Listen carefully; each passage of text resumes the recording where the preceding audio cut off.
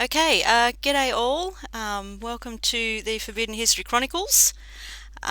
Before we get into it, I will ask for a sound check, please. I haven't turned on Desert's microphone yet. Desert is here. I'll just read the introduction first, and then we'll get into it. G'day, Lynn. G'day, just Lava T Love. That is so cool. And Zealot, g'day, and Forbidden History Live, g'day. Thank you for the sound check. We'll check Desert in a second. Okay, the signs of the times. In essence, Desert discusses the history of the world and how the unseen hand has been running it from the very beginning of time, who they are and how they have founded all of the first great civilizations that are found all around the world, about who the giants really were, and the ancient Aryan caste and slave systems, the priesthoods, the anti-gravity V-manners, which are the Earth-based misnomered UFOs, which are man-made, the control of all forms of communications, commerce, religion, mass media, pseudo-politics, etc. It is a grand deception that is used to control all of mankind, and all instituted through the three main religions of the world in particular, uses their grand cover. Their cybercode has been revealed to him because he has become adept within the study of the ancient alphabets, communications, symbolism, religion, custom, law, cosmology and mythology, not to mention the fallacy of today's political science and pseudoscience in particular. He can also define the true nature of their warfare, their shell game of bringing one civilization up for their temporary use and then taking it down for the next 500-year generational cycle, as symbolized by the classical phoenix. Desert discusses the ultimate in mind control and ancient art and the financial control, the secret societies and their blood occult rituals, and how they wage all wars throughout all time, through the nations that they have created, which are all imaginations, plantations, and mere corporations. They have taken blood oaths to surrender their self-will and mind to their blind goddess, who has demanded our blood from the very beginning of time. They communicate to their minions through the movies, TV, and print media, while he can see, read, and interpret most all of it. It all says that they are using us for our ingenuity, for our collective constructive labour, for experimentation, and in the end, they intend to kill us all. They have given us full notice of what they are doing and what they fully intend to do, while all of the general population, the sheeple, they merely go there to be entertained. The new world order is the old world order from the beginning of time. There is a major cosmic natural disaster that is about to happen on Earth, and they know it, but they are cleverly leaving us in the dark, hence the reason that they have built hundreds of underground bases all around the world, while they are leaving all of the people to remain unprepared, uninformed, and above ground, so that when it comes, the mere 5% who will survive above ground will die from the weaknesses and disease that has been generated from all of the poisons that they have been feeding us, from the chemtrails to fluoride in the water to tainted vaccines to fake food, etc., etc. They have enslaved us all by the clever means of deception, because we most all are their cattle, chattel property, and because they merely wanted to harness our labour, what they always needed, which is what backs most of the world's currency through the birth certificate. But they are all through with us now. It is written in stone, as it can be seen written in the Georgia Guidestones. To know the truth is to be empowered and to be prepared. We may not be able to stop what has been done and what is about to happen, but the innocent and decent people on planet Earth deserve to know. And that was written by Dezert-Owl from the Forbidden History series YouTube channel, which is now archived. The link is in the description. Please subscribe if you have not done so yet. And currently broadcasting from Forbidden History Live. And the link is also in the description, so please go and subscribe. They're both amazing channels. Okay, I'd like to welcome Desert. G'day. Of course, none of that stuff you just read could be true, right, Ninja? Oh no, never. Who wrote that nonsense anyway? Not sure. I'll have to Google it. Desert. I think you credited to me, right? All Your right. name's on it.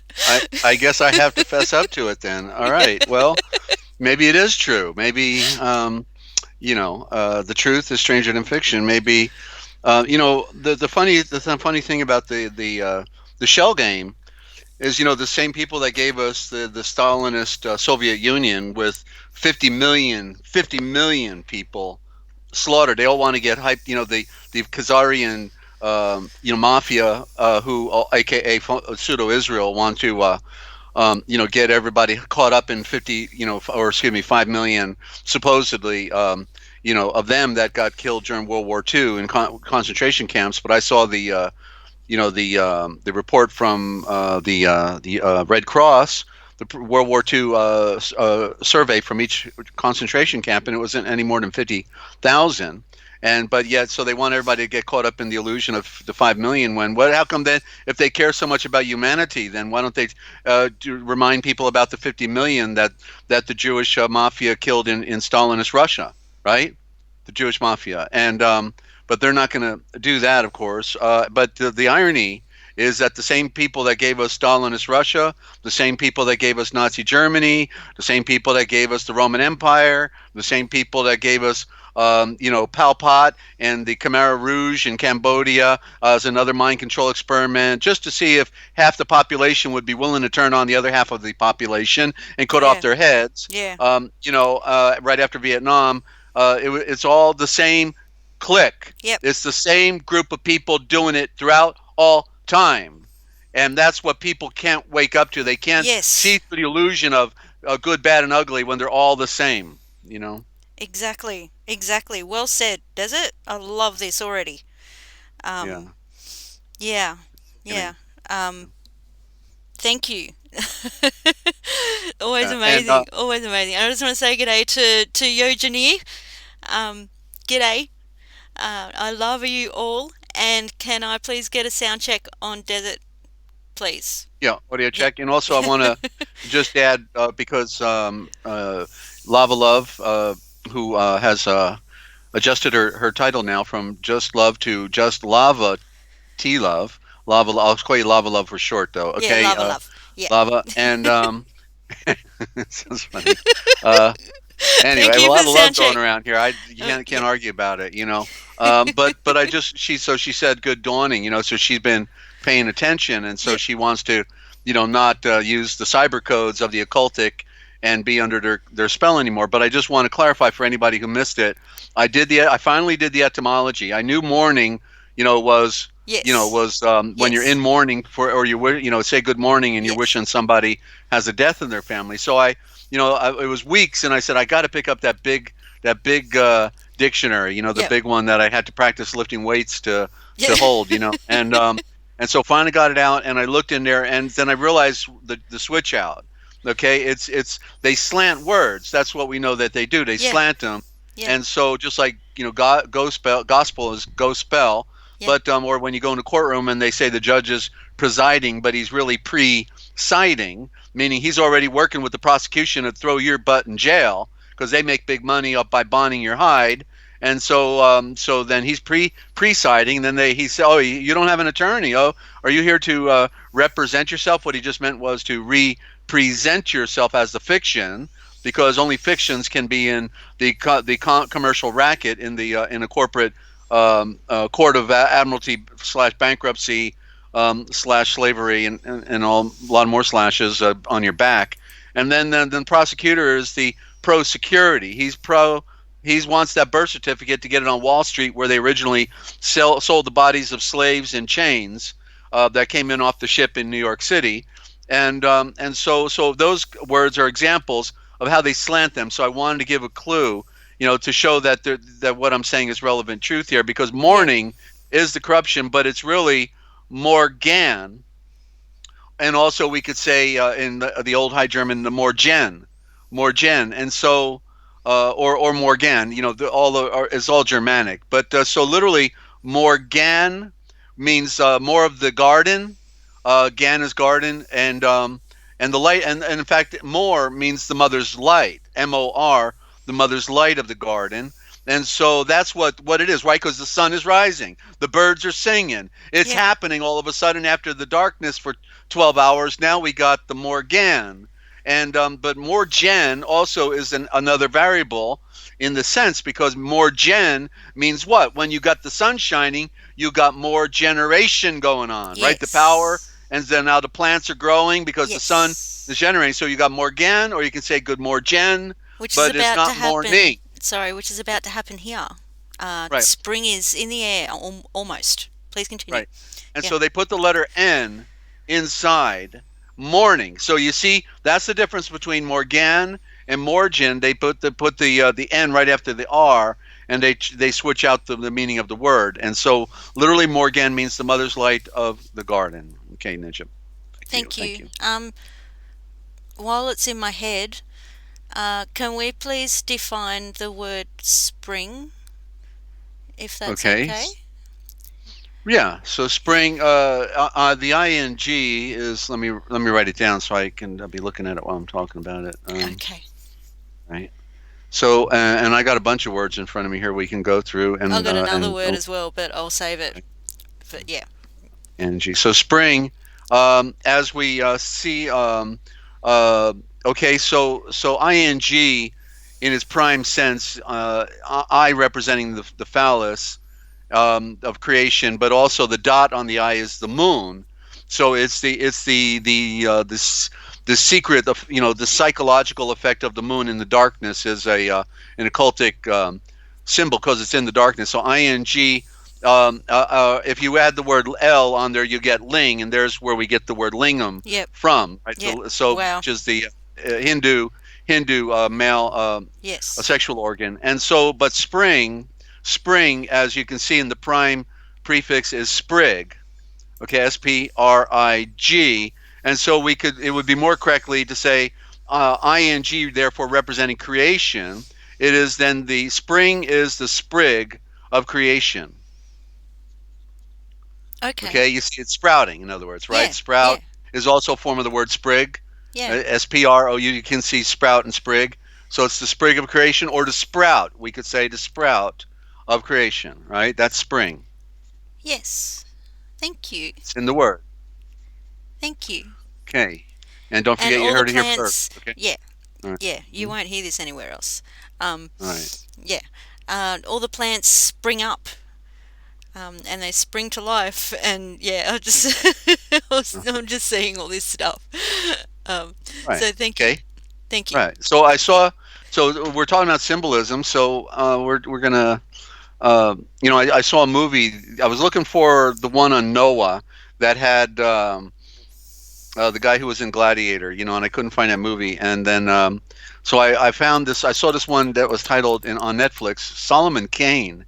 And when I saw that title, I said, "Wait a minute, Yeah. Solomon Kane, two power words here. What's going on?" So I checked it out a couple days ago, and yeah, it was totally mythological in its symbolism.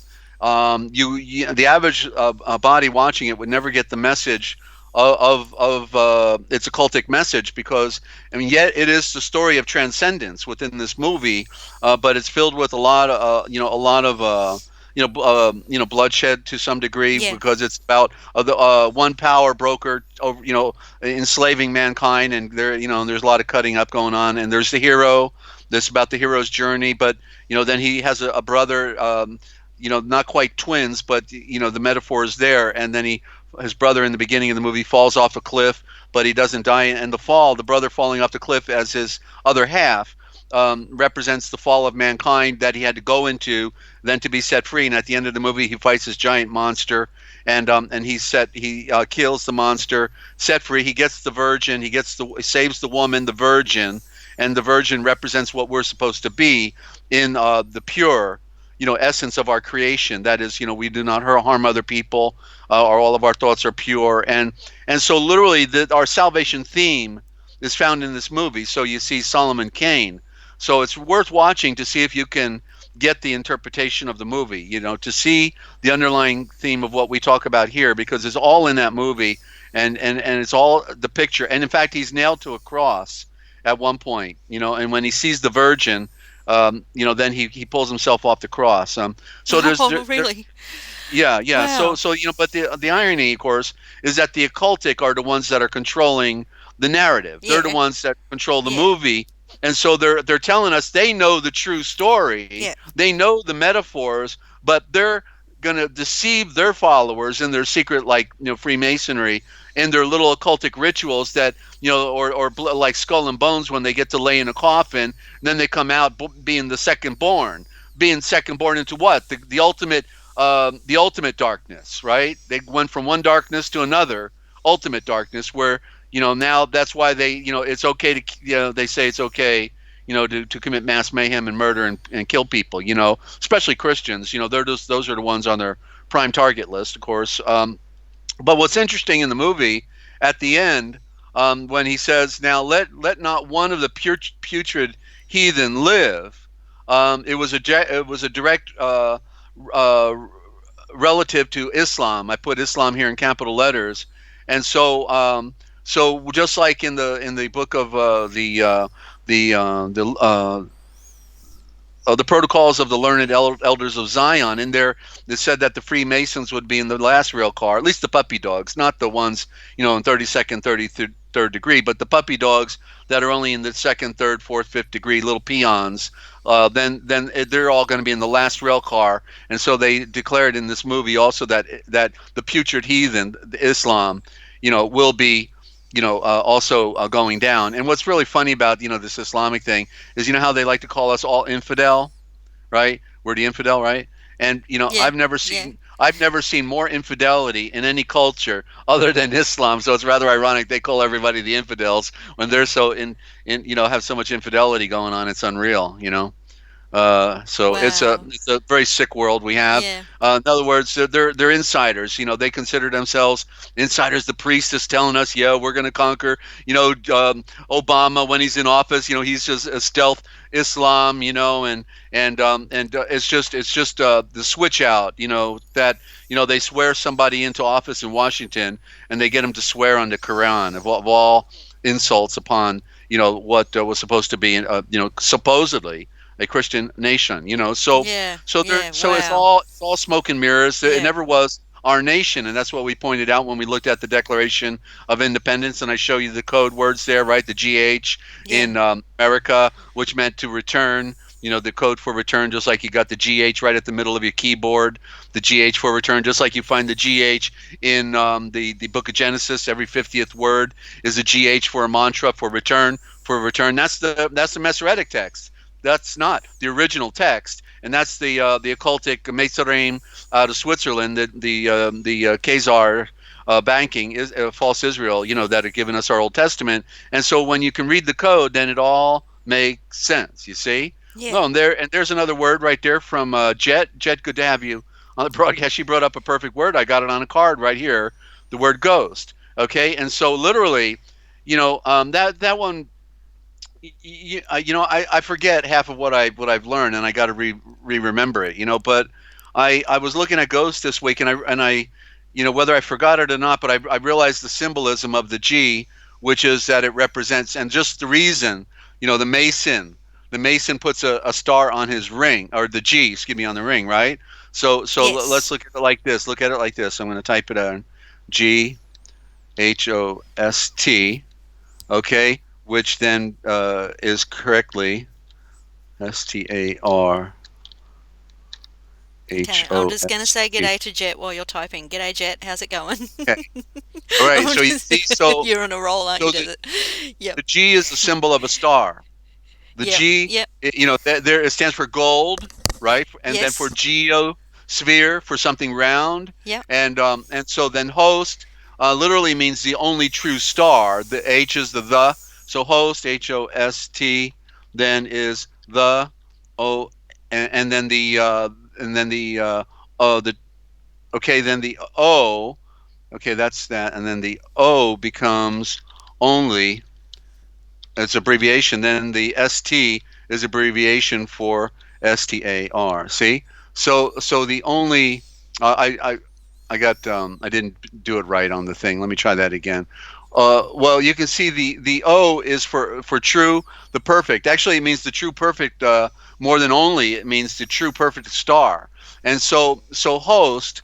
So what is the true perfect star? Isn't the sun a true perfect star? I mean, doesn't the sun do its job, right, bringing forth life for how many billions of years, right, since it's been shining, and it keeps on ticking, right, and so the ghost then is a true star, or as I used to transliterate host in the original thought as I was reading to myself or on the broadcast. The host would be the only true anointed, pure, great breath of light on the wind and wings of fire throughout all time. That's the lexicography. You see, the H is the, okay, H is the, and then the O. When you see the in holy, no, excuse me, it's holy that I was doing that in HOLY. Okay, the only true anointed, pure, great breath of light on the winds and wings of fire throughout all time. So the L is the symbol of time, yellow for the Y, for light. The all of these. This is called lexicography. This means you're reading the code like you're reading the hieroglyph. And what these Yeah. are, what the word host and holy are codes. They are not original Aramaic terms. Okay, they are Vatican Latin derivatives of something other, and so it's spelled out. Host means the only true star, and holy means the only true anointed, pure, great breath of light on the wind and wings of fire throughout all time. It's all in those symbols. Is one letter is not one word. One letter is an idea and a thought, right? So H is the. Then in holy, then you can see the word only. Just add the letter N, and it's abbreviation for only. But then the O and the L and the Y as symbols of time. The only true anointed, pure, great breath. The H is the breath of light, Ly for lay, the light throughout all time. The letter L, symbol of the obelisk, symbol of time. You see? So I'm going fast, because I we're not really doing it like a classroom setting here, but I'm trying to show the fluid nature of a hieroglyph, of the Yeah. lexicog. Yeah. Lexicog means the law of the symbol, because the symbol is speaking. And it's shouting, but they didn't teach us in school, so we were DOA. They enslaved us and killed us. They enslaved us with the birth certificate, killed us with the name, and then they of course indoctrinated us and never taught us how to read. So we're totally incompetent as a species. When we were supposed to be on the highest mountain of enlightenment and truth, right? Exactly. Yeah. Exactly, Desert. Okay. And so ear. So the word ear is more correctly where it's EAR would be more correctly AAR, and it just simply means the power in hearing. You see, it's a double A. One is silent, one is pronounced. So it's R. Like in army, in armament, in arbitrary, in argument, in all. You see, so it's because you got to hear, right? You got to hear in order to decipher things. And if you don't hear, you're dumb, right? That's why they say you're dumb, because you don't know anything. You can't hear. So it's a power, and so that's why then we see Aaron had two ways, right? And so, but only one is pronounced. But what's the symbolism? The first A is silent. That's the consonant at the beginning of the alphabet. And the second A is the vowel, which would normally not be there, but pronounced when you read the word. And it's Aaron, Aaron. And so it shows the duality, the yin yang of creation, that there's polarity on two opposite ends, So he represented the priesthood. Isn't it interesting that when he's makes the golden calf for the people, because where's Moses? He didn't come back. Make a calf, Aaron, and Aaron makes the calf. And then when Moishan comes off the mountain, Moses comes down, throws the commandments at the tablets at the bull, not a calf, but a bull. That's another lie. The bull, and then he grinds it to powder, and then they're made to drink the waters that this uh, uh, grinding went into. A very symbolic, something about that is very symbolic as well, to drink the waters. But then he says, everybody on my side over here, and those who made the calf, over there, or the bull. And so they all get killed. But how come Aaron didn't get killed? Aaron was the one who made it. He should be the most guilty, right? And yet he represents the priesthood. So he represents the duality in the priesthood, the false priesthood in the occultic traditions like the Vatican and or Mezar, falsely called Egypt, or then he represents the true priesthood at the same time. You see, so the false religions, the false priesthoods like the Vatican and all false religion serves the purpose of the Great One, because those sellouts are just poops and stoops and dupes, actually thinking they're playing a game, having a good time, when they actually serve the purpose as the Judas goat scapegoat. You see what I'm saying, Ninja? Yes, Because and we can get I? well, I just want to say, and because we get, they're the ones preserving the baby, right? Because Yeah, the baby would have been killed outright. yeah, But they decided to put themselves in their guise of religion, and they're looking pretty good. But when you look behind the curtain, you see they're all flawed and yeah, perverted. Go ahead. yeah. Thank you. That, Yeah. that was amazing. Wow. I just wanted to show you something before we went any further, and I forgot about it. I'm just sitting here looking at looking at what you've just written in the chat, and I'm just hang on. I'm just typing it. I'll type it in the chat. Um, Okay. What type are you? Never mind. I'm a ninja. I'm a ninja cat. You're a ninja. Okay. Yeah. Okay. I'm O positive.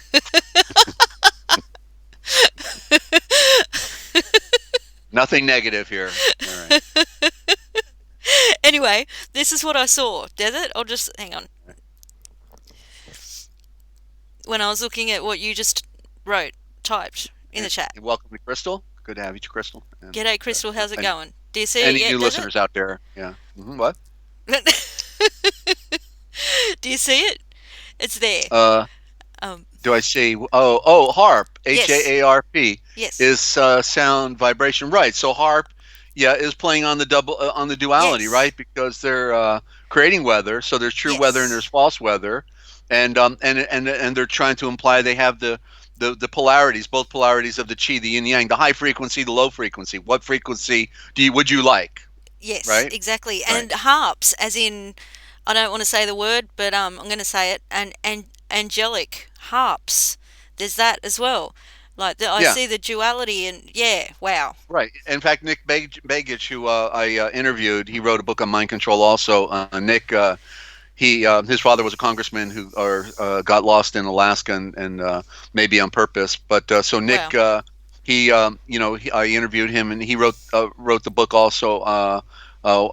Angels Don't Play This Harp. That was his first book, and that really tipped everybody off to the real signs, because he lives up there in Alaska, so Yeah, yeah. he knew about that. Yeah. Uh-huh.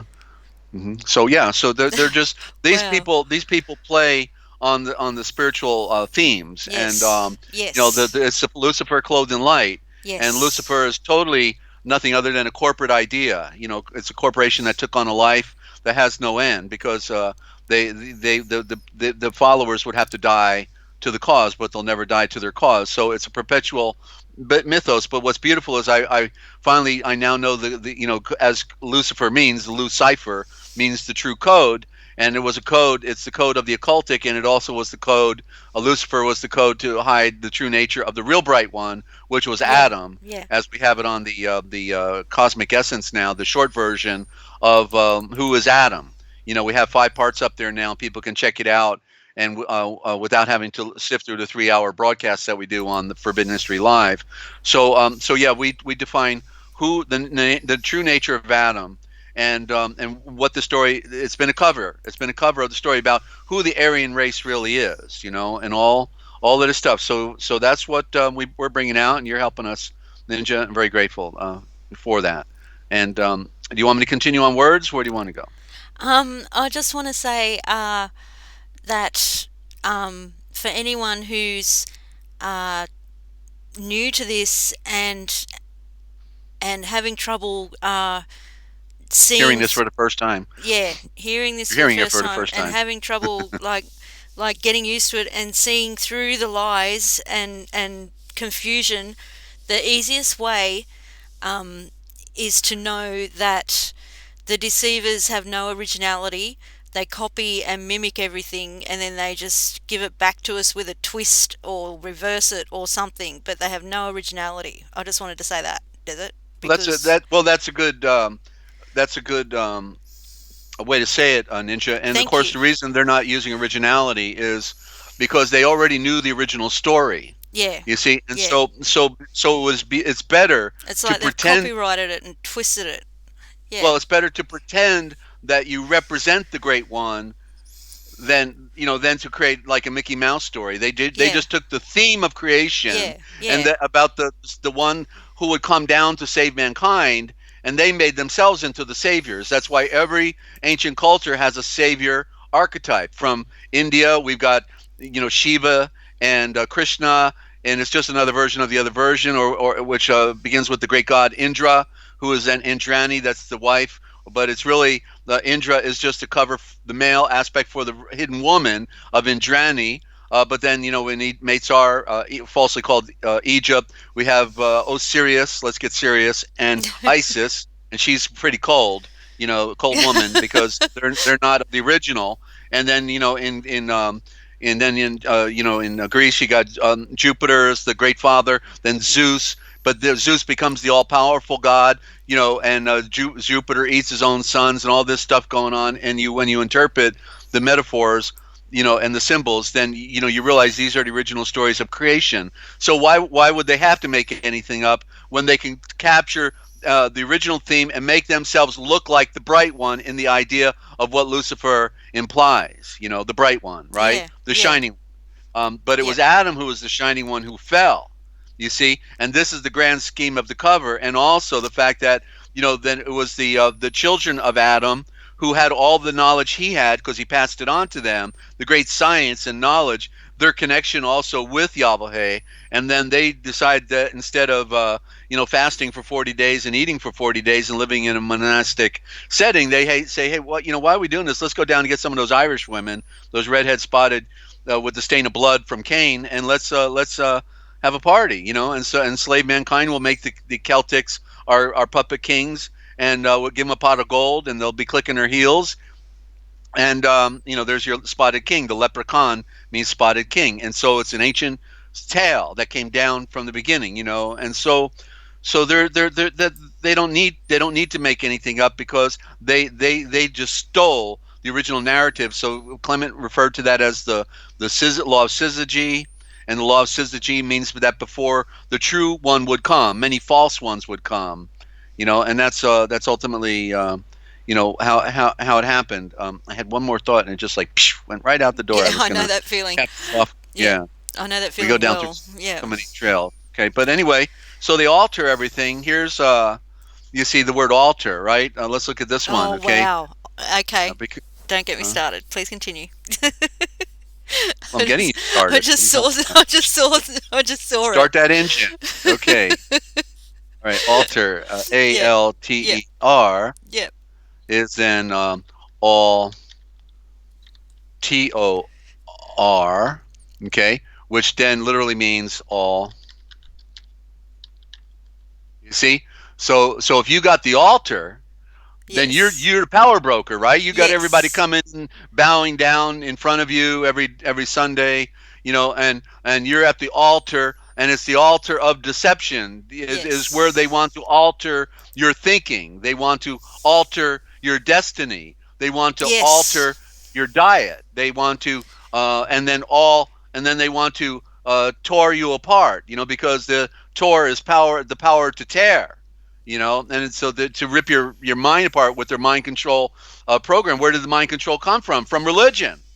That's where it began, right? The mind control Yep. began in religion, in Yeah. the monasteries. Monast, just like the word molest means to touch somebody improperly. Monast Wow. sounds like Oh. molest, but monast mean in the monasteries means where they manipulate your mind, and they Wow. Desert. molest you at the same time.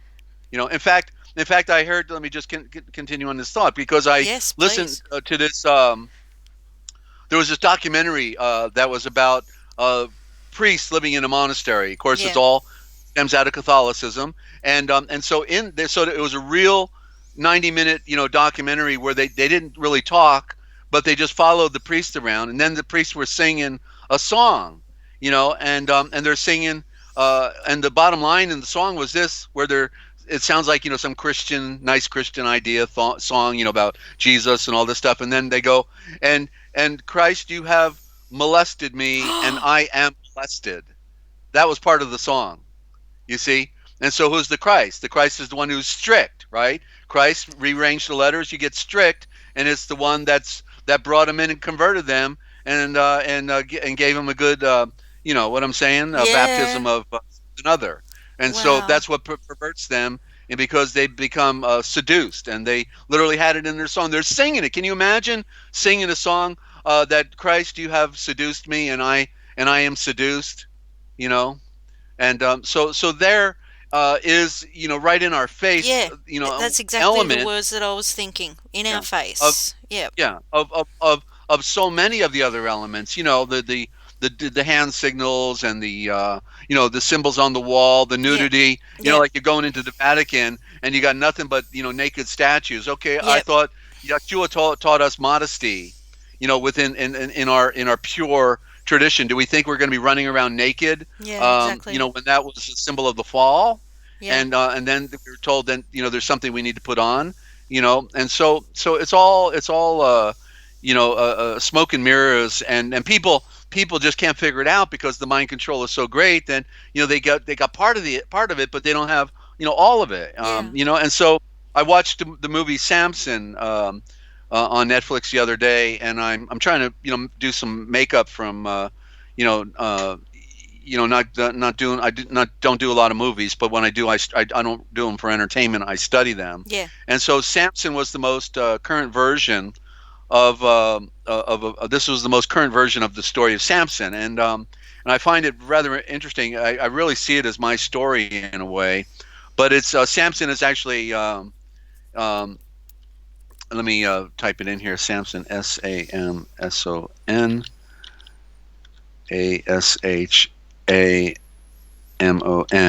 It'd be more like that. It means the royal eye of the sound. Wow. Okay, and so he was the first. His mother was barren, and so his mother's barren. So think about the earth being barren, the woman Yeah. being barren of truth, right? And Yep. his mother's barren, and so she goes to the temple and makes a vow that her first child will be dedicated, to the temple, and so then the prayer is accepted, and he's going to be a Nazarene, and so he's the first Nazarene.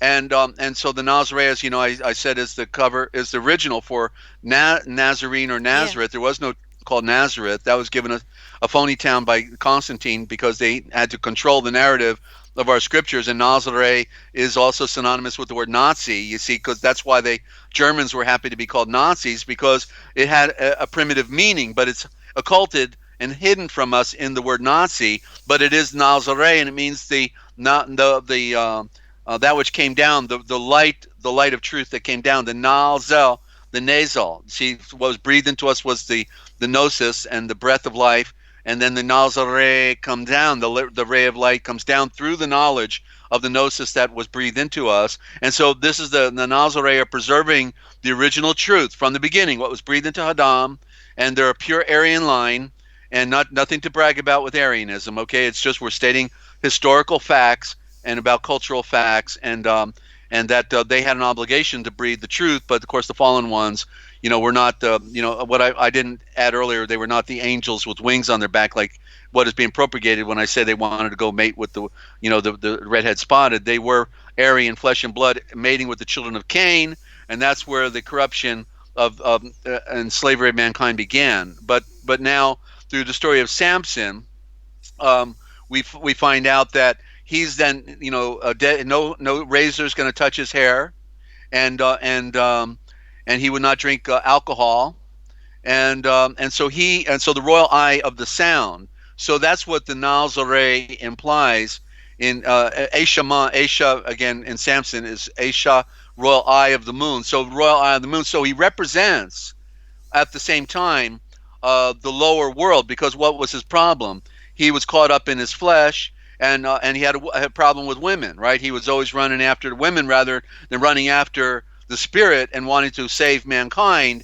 He's having his own shindig going on, and but he's in constant battle with the Philistines, who are the land group of the Phoenicians. It's just the same culture, but they're the land barons versus the sea barons, and so he's constantly fighting with them, and then in the end they put out his eyes. See, they found the secret is in his hair. The hair represents wisdom, and so they get Delilah. There's the word lie, Deli, the lie of the A, the lie of the sun, the lie of the light, the code, like we were just talking about. They switched out, and so Delilah represents the delusion of the lie, and Samson is following the lie, even though he has the truth, and his hair is cut off because he denied the truth. His hair is cut off, and then his eyes are put out to show that he was blind, and then he's pushing a millstone around, right? Now he's pushing a millstone around. The Phoenicians, the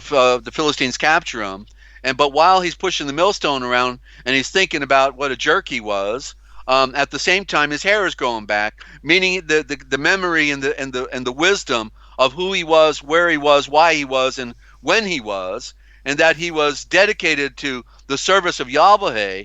And so at one point, then he's in the temple, and they're going to play fun with him.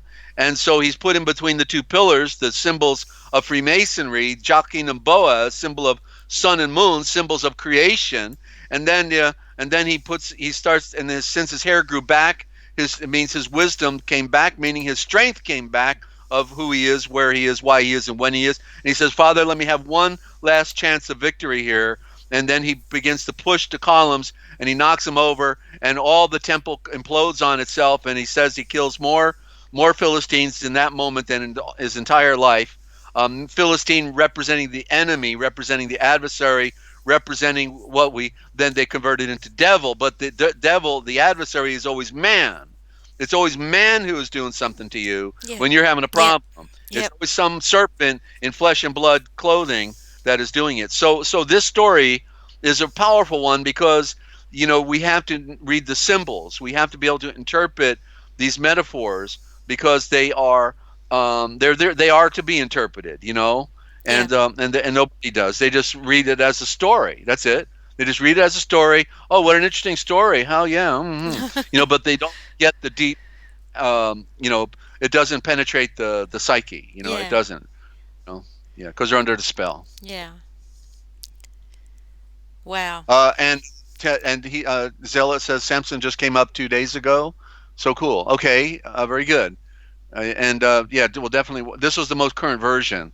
And and they always know the themes. They know the symbols. So they're the occult. They're the pretenders, the great pretenders. Of truth. So anyway. You wanted to read. I got one more. Maybe we'll do 2 more, 3 more words. How about that? 3 more. Okay. I don't know. I want to do them all, and then we can do what you wanted to do, Ninja. Okay. Let me get through these words here because they're relative to our conversation here. I think. Okay. So the veil. If you do the words, and then can I ask you about one word, and then we'll read a little bit after a break or something. Yeah. Sure. Okay. Yeah. Are you going to ask at the end or ask now? I'll ask at the end. All right. Okay. So veil. So the word veil, okay, let's look at this. This is an interesting word, really. You see, because we talk about life. Yes. Let's talk about life. And then that becomes, we put it backwards in the anagram and becomes, the bad word. And then, but then the other word that defines it all is the V-E-I-L. There you go. You see? All the same word, same group of letters, and actually, what you get out of that as well, I'm seeing it now for the first time. Wow. Levi. Okay. You see, because the F is synonymous with the V. The F is a corruption for the PH or the V, depending upon the word you're dealing with. So Levi is the bridge. Wow, that was in that was in Jacob. I was reading that just before the Chronicles Desert. Yeah. That name. Wow. Okay, and that is correctly. Levi is correctly.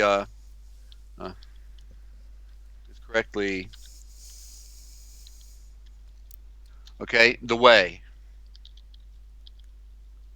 Okay, so you see, Wow. we have to go this way across the bridge. We had to go through this lower world. Okay, yeah, and Sorry, I'm also just yeah, the word just love is a form as well, right? yeah. I was just Okay, laughing at vile. Yeah. file. Yeah, Yeah, yeah. Yo Janine wrote vile. Okay, there you Yeah. go. You see, so Wow. all of these words like a soup. It's a soup, and it's all relative, but it shows that it all comes back from an original source, Yeah. prime root, and Yeah. which would be the prime root would probably be, well, the prime root is actually V, but then you want to it's LV because the L is the symbol of time, okay, and then all you do is you add the vowels. Yeah. That's the prime, but L is a secret vowel, and that's why they made a vowel to it. It's called the VOWEL. You see, the vowel to the L. Wow. Okay, but L is correctly OOL. You see, again, it's all a switch out and a cover of our original thought. They've got to Yeah. control our thinking with corrupt words, corrupt forms, because if we had the original form, we could be set free. You would know the truth, then the truth would set you free. If you can interpret the symbol, well, what it said was, where there is no vision, the ability to interpret symbol, you perish. They control you. You're supposed to be enlightened. Enlightenment is what Yeshua came to bring, was an enlightenment. And yet we find a bunch of people saying, Jesus loves you. Yes, I know, for the Bible tells me so. Hey, John 3:18, go, all they can do is point to a scripture and quote it and think they got some kind of enlightenment going on, but they can never interpret anything. You know, they can't interpret.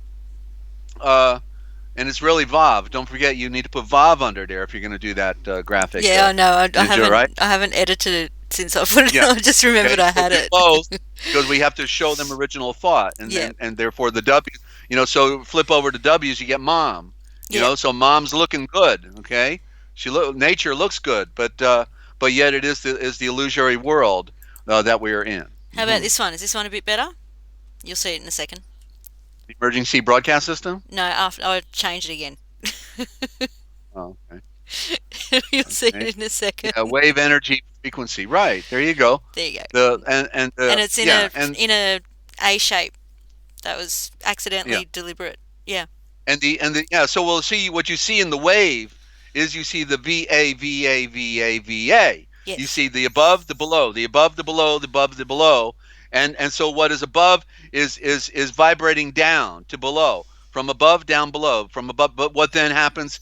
We vibrate, and we can then connect with the above. You see, so there's a connection between both. And I always wondered, how can he hear everybody at the same time?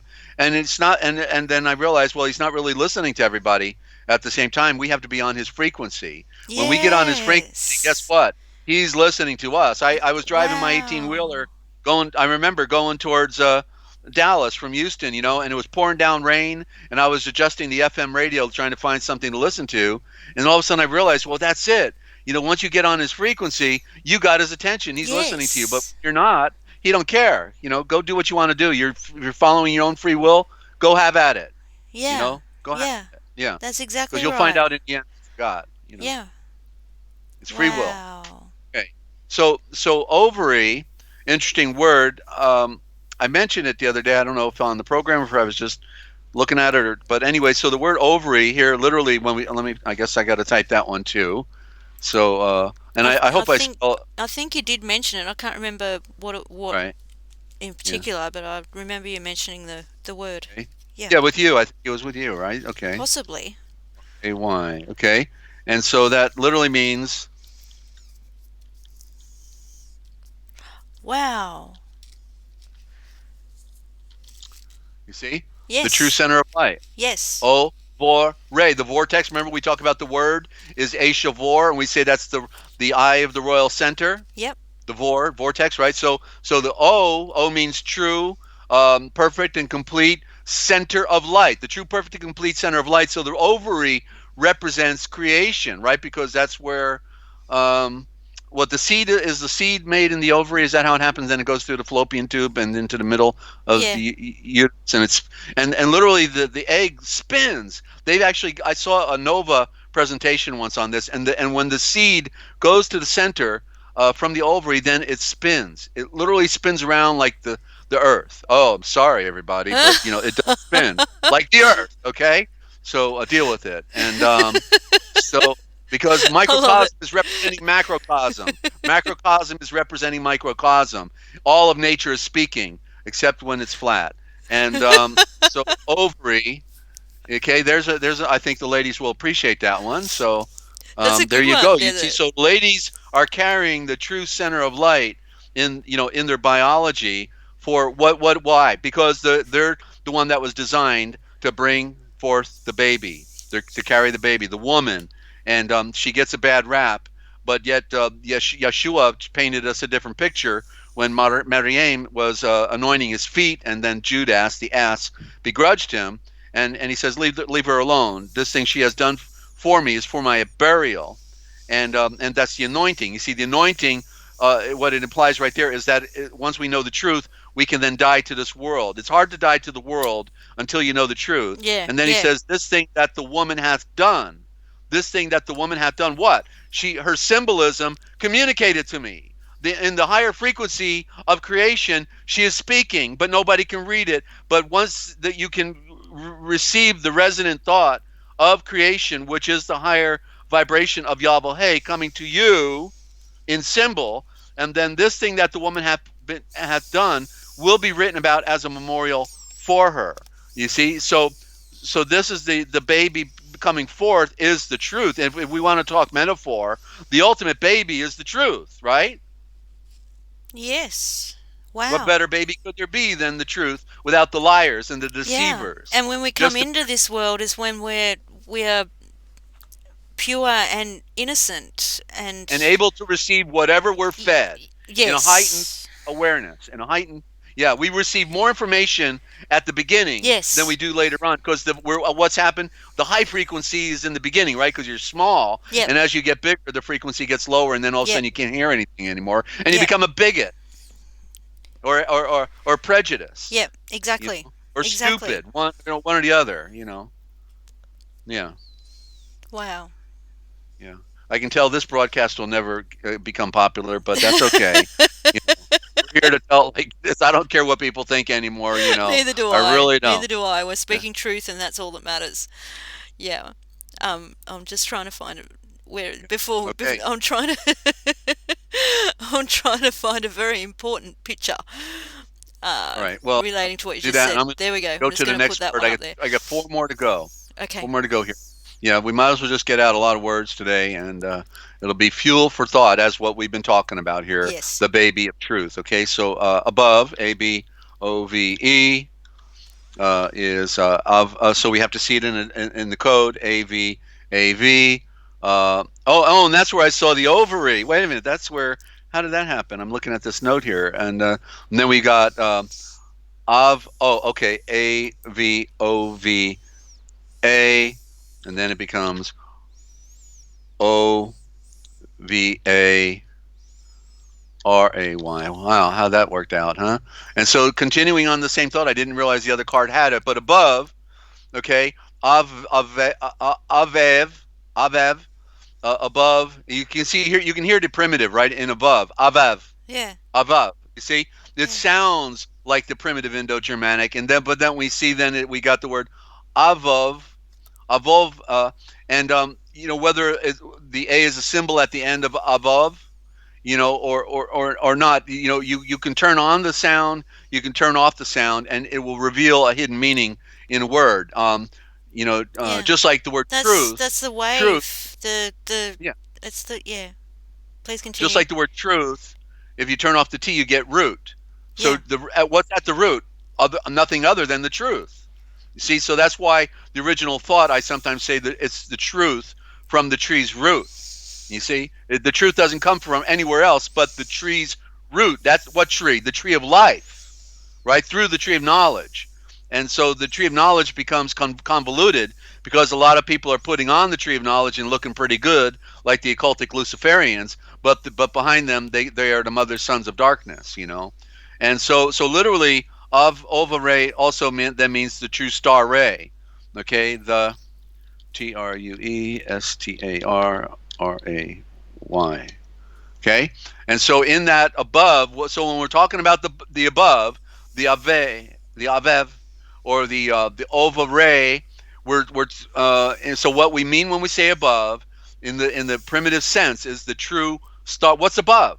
The true star rays, right? We got a sun Yeah. in the daytime and we got stars at night up above, and so av in its prime means well, it was corrupted. So in the corrupted form, it's AB, which is correctly AV, but then that also means the beginning.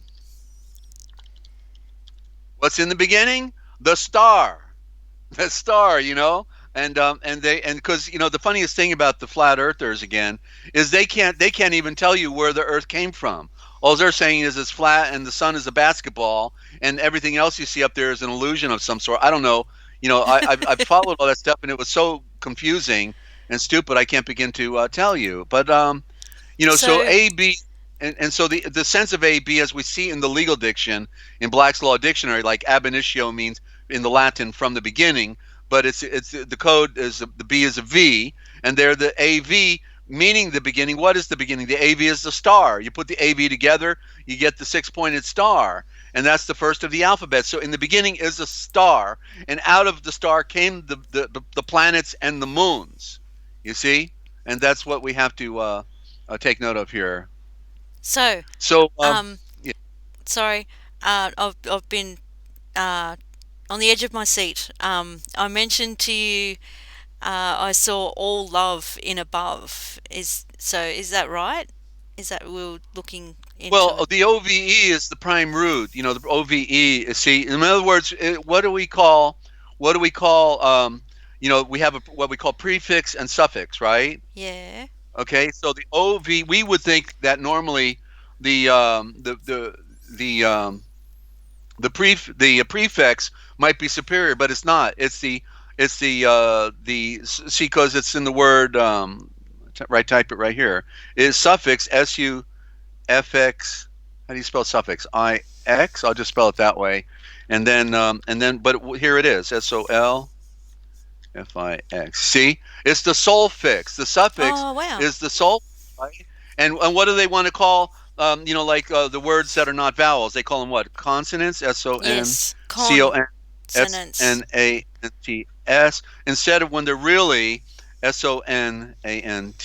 I hope I spelled it right, but you get it. You get the picture, right? It's their sonants, their sounds. Oh, They are Sona. sonants. Yeah. Wow. They are microcosmic sounds, but they put the con in there, just like the word Yeah. congregation. When I looked up in Webster's 1828, the original word was gregation.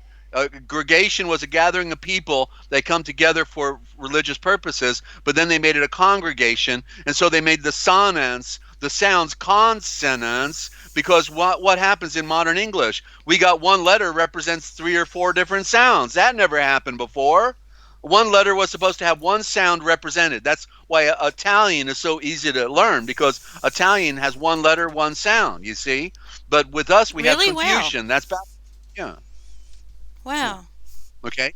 So anyway, so the suffix, so the OVE, then out of the OVE we find, let me type it, OVE, then we Okay. find love, While you're then we typing, I just want to find say g'day to Riles. How's it going? It's been a while. E, we find TROVE for betrove, and dove, DOVE for dove. See all of these words. Yeah. So these prime words are founded upon the suffix, and then you add a letter in front of it, Yeah. and you get a variable Yeah. meaning, right? Yes. Like, yeah. Wow. What's another one? There's several more. I There's can't even so think of it right. many. Uh huh. My head is spinning. Yeah. But dove, you see, is a corruption because it's got the D on it. So TOVE then really becomes the TAV. You see the tov is the tav, and that means that is the fulfillment of a star at the end. At the beginning we have a star. At the end we have a star, because we're supposed to become like the star in our mind, right? Our mind explodes with the infinite knowledge of the light that shines for us to transform our being from dead stupid people being the firstborn into a secondborn of enlightenment. You see? I see. I see a lot. Yeah. Okay. So yeah, we're on an egg roll here today because I love egg rolls, and just give me the sweet and sour. I'll take both the bitter and the sweet, and we'll deal with it here. Okay. And so so one more, 144,000. In most people get that misconstrued in the scriptures, and I probably should try to. I don't know if I can find it quick enough, but I'll try here in Revelations. 144,000. Oh, gee, that's going to be a tough one to find. Um, Real quick, I didn't prepare. So let me just allude to it, okay? When Okay. because people were confused about the 144,000. Yeah, It said yeah, 12,000 yeah. out of the tribe, 12,000 out of this tribe, 12,000 out of the 12 tribes. You get 144,000. But so like Jehovah Witnesses are saying, well, only 144,000 people can be on the prime escalator or something, going up to the light, and so therefore only 144,000 could be saved or something like that, and then but yet if you go to the next scripture right after that in Revelations, then it talked about how the infinite number can go in, and I can't find it on the break. I'll try to look it up when we go to a break to do a follow up. But the point is that 144,000 has a dual meaning. One, um, just like when it said Emmanuel, they called Yeshua the Emmanuel as being the Moeshiach, the Messiah, and they say God with us, but literally it means the year our father or the age our great father came to visit us. That's the deeper meaning. The age our great father, came to visit us, and then so 144,000. I have a book on math, and it's a big one. And the guy's obviously like Einstein, the guy who wrote it. I think he's from India also. And in there he does gematria for the Hebrew, and he says in there that when people died, they put on the gravestones not the year they died, but they put on there in a code with words and letters and you add the letters up, and then you get the year they died, and they have actually a book where you can pick out the slogan for the specific numbers that you're looking for, and so literally 144,000 means the year our father, the age our father left us. So Wow, what? So Desert. Yeshua, Wow. huh? I just saw something, but please continue if you need to finish your thought. Okay, so the year our father left us, and and so so the 144,000 means perfection. But so what? So if who was the Father? Well, it was Yeshua. What he told him at the Last Supper. They said, "Show us the Father, and we'll be happy." He says, "How long have I been with you, and you haven't known me?" So we become the Father. We become the Father in the body of Yeshua when we put on the true enlightenment, because we embrace the divine love, and that's the mother love that Yeshua was introducing us to. That was another point I failed to make earlier. That what Yeshua was introducing was this mother love that was the virgin light, not the corrupt whore that wants to drink your blood and rape your children. And so so this duality of meaning. So yeah, so the Father left us, but he left us physically. He didn't leave us without the Spirit. Now the Spirit is here to guide us into all truth. So we have to put on the Spirit of light, because it's a universal spirit. It's one. He is one in all things, everywhere, nowhere he's not, and totally active within all of nature and within all of our lives, whether we like it or not. And he knows all things, sees all things, hears all things. So what's interesting about remember when I did the presentation on the flat Earth issue, and I talked about the Gazar pyramid. The corrupt word is Giza, but it's the Gazar because it meant to go looking. You go gazing. You look at all the geometric dimensions of the Gazar pyramid, from the bottom to the pi, to the length of the king's chamber, or the grand hallway, and all these things give the dimensions of the sun, earth, moon, and the circumference, the distances between each other. All of these things are built within the structure of the Gazar pyramid, because there is no writings in the Gazar pyramid anywhere. It was to it was it had locked within it all of the dimensions of our solar system, and all of our creation, and giving us the prime ratio of pi and all these other things. When modern education saying pi just came around a few hundred years ago or whatever, or 1,000 years ago, but yet it shows that it was from the beginning, in our knowledge. And so what's interesting is that the pyramid also had one other thing that I failed to mention, and it had on it the outer casing stones, which were white and therefore shone like the sun when the sun reflected on it, and you could see it all the way to the Giza Strip. That's why they called it the Giza Strip, because it was right in view of the Giza Pyramid, the Gaza Strip. And but it had 144,000 casing stones on it, 144,000. And so this monument to mankind, to give the dimensions of the circumference of the earth, the distance between the earth and the sun, circumference of the sun, all of those things, also had the symbol of 144,000 casing stones, white casing stones, in fact, and that is the number of perfection.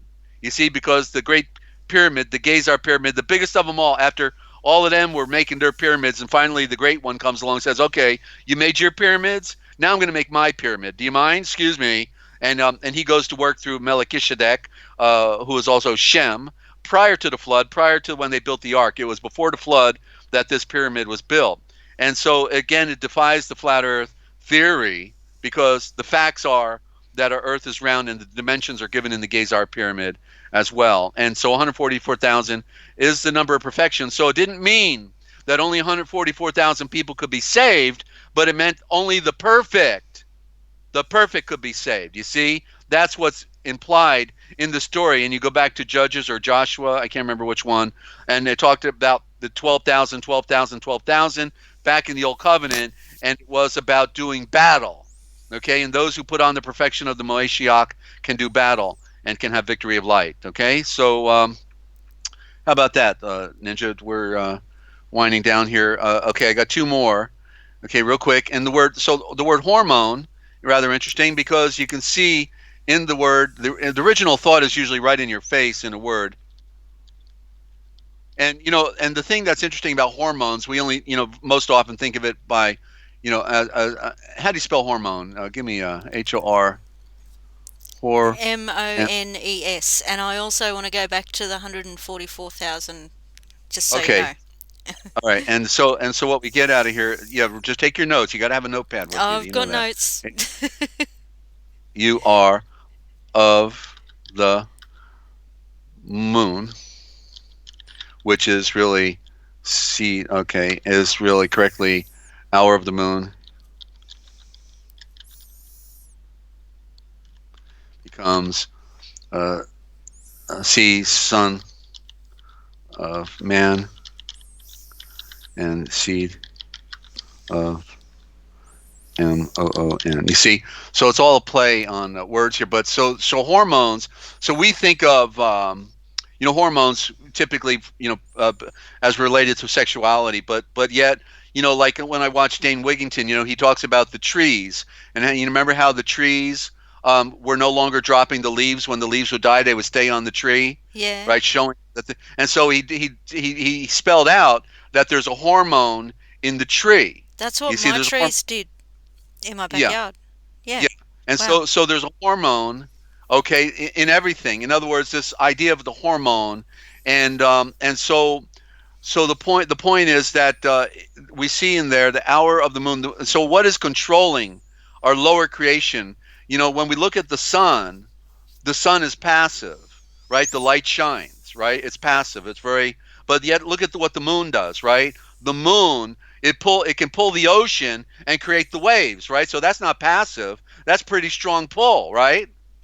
Yes, For the moon, you have to make waves on our shores, and so the same pull is happening within our hormones and within our psyche as well. Like they will tell you in San Francisco, there's more fires on the night of the full moon in San Francisco than any other night. So because it affects our psyche, the pull of the moon is magnetic, and it has a direct effect on us, just like we know that the planets that are out further away, like Saturn or Uranus, or right, all these other planets actually still have a pull on Earth as well. There's a pull, like when they all get on the same side of the sun, right? I'm sorry, flat earthers again, but when they get all on the same side of the sun, right? Then all of a sudden we have earthquakes going on big time, Yeah, right? yeah, We saw that just over the last year. Mr. MBB 333 brought it out, and also Higher Truth Rises, yeah. and so my point is I want people to see the original thought in the word. The hormone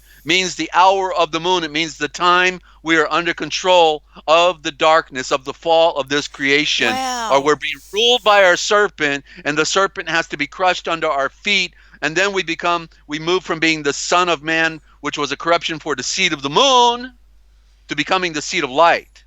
You see, when you become the second born, you become seed of light. So we move from the control to the passive, but the passive is really the dominant, right? Because we know the sun is the all power, even though it's passive in the way it deals with us. When the moon is aggressive, that's the jealous goddess in the metaphor. You see? Are you following? I'm following. Desert? Okay. Yeah, And one more, then just one more. yeah. Okay, and then we can go to a break. When we come back, well, let's do the follow up. Well, let's just take a break, after this, and then we'll follow up with words, and we'll go into Yeshar if you want. Okay. Yeah, I, And I so, still want okay, to talk about the 144,000. yeah, we'll do that as a follow up because I need a Okay, break. SOL. okay, okay. Okay, hold on. I'm typing something here. Yeah. SOL. Last word. I get the last word here, ladies I and know, gentlemen. right?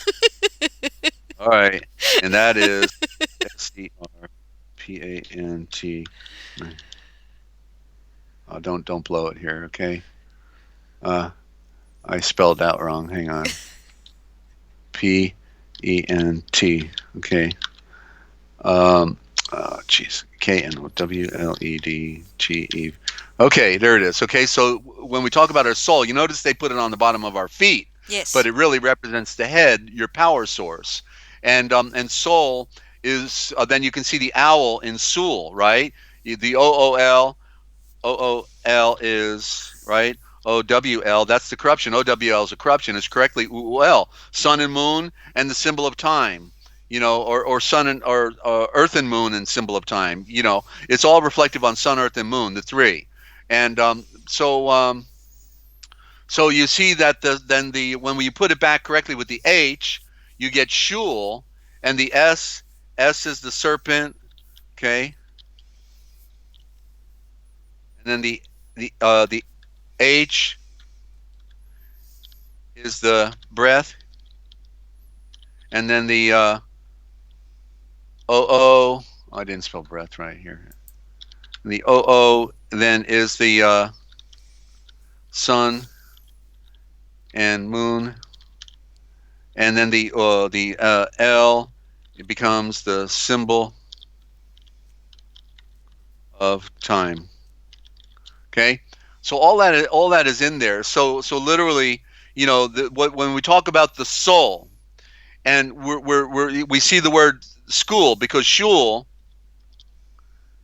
was corrupted because they didn't want us to get the picture and became SCHOOL. You see, and there's your shoes for your knowledge, because wherever you go, your shul. There's a company a shoe company called Shuls.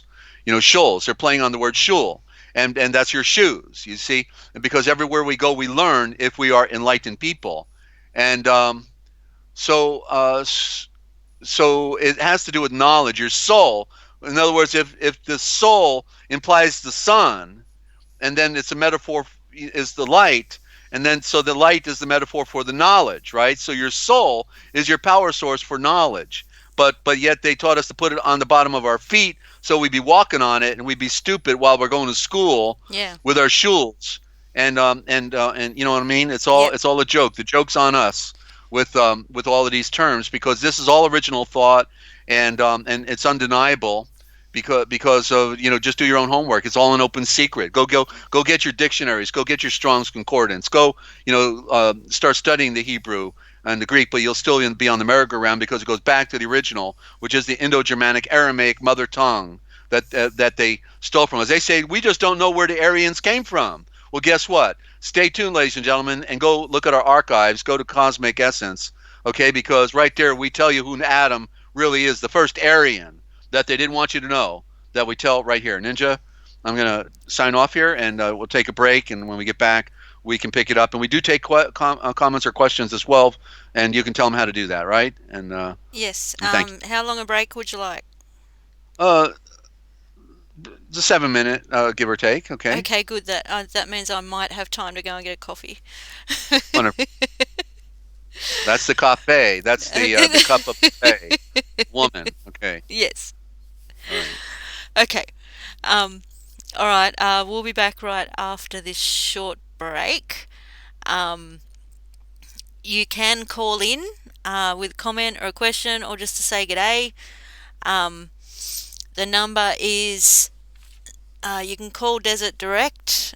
We still haven't figured out the Skype yet, but you can call 608-566-7295. That's 608-566-7295, and I do have a graphic with that on there, but do you think I can find it when I need it? Anyway, add a +1 at the start if you're international. Desert loves, excuse me, Desert loves answering questions and having a chat about anything. Also, if you're not subscribed yet, sorry, I'm still looking for that call-in graphic. If you're not subscribed yet, please do. Please subscribe to the Forbidden History series, which is Desert's original channel, and go back to June 21st last year, 2018, and listen from there. It's amazing. It will help you get the picture of what we're talking about here. Also, subscribe to his new channel, Forbidden History Live. That's amazing. Yogeneer does a fantastic job with the graphics. Yeah, it's just amazing, and I can't find what I'm looking for, so I'm just going to ramble on a little bit. Also, there are two new channels, one being the Cosmic Essence. That's going to be a search by topic channel. I've already started uploading on there. It's an easy reference channel, so if you're looking, because these live streams go for so long, and a lot of them are just numbered, and yeah, it can make it a bit hard to go back and find something in particular. So at the Cosmic Essence, it'll be like a quick reference. You can just go straight to the topic that you're looking for. So please check it out. All links for these channels are in the description below on every one of these live streams. Also, there's another new channel, Lost Writings, and I can't remember the rest of it. I'll just find it. The name's been changed a couple of times. Getting the channel up and running. There are some uploads. There it is. Lost Scriptures and Bible Translations. I knew it. I knew that. The link is in the description. I haven't changed the title in there yet. I meant to and I forgot. It's the Farah Fenton link in the description. I'll fix that up after the stream. And that's what Cosmic looks like for anyone who hasn't seen it yet. I'm still looking for that phone number graphic, and I know it's in here somewhere, but I can't find it. I'll find it later. Okay, so anyway, we'll be back after the break. I need to go and get a cup of coffee.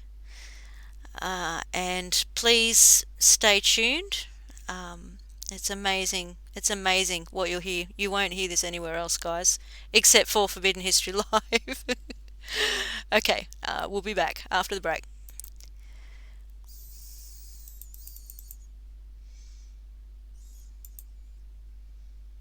And yes, I'm just looking for the music.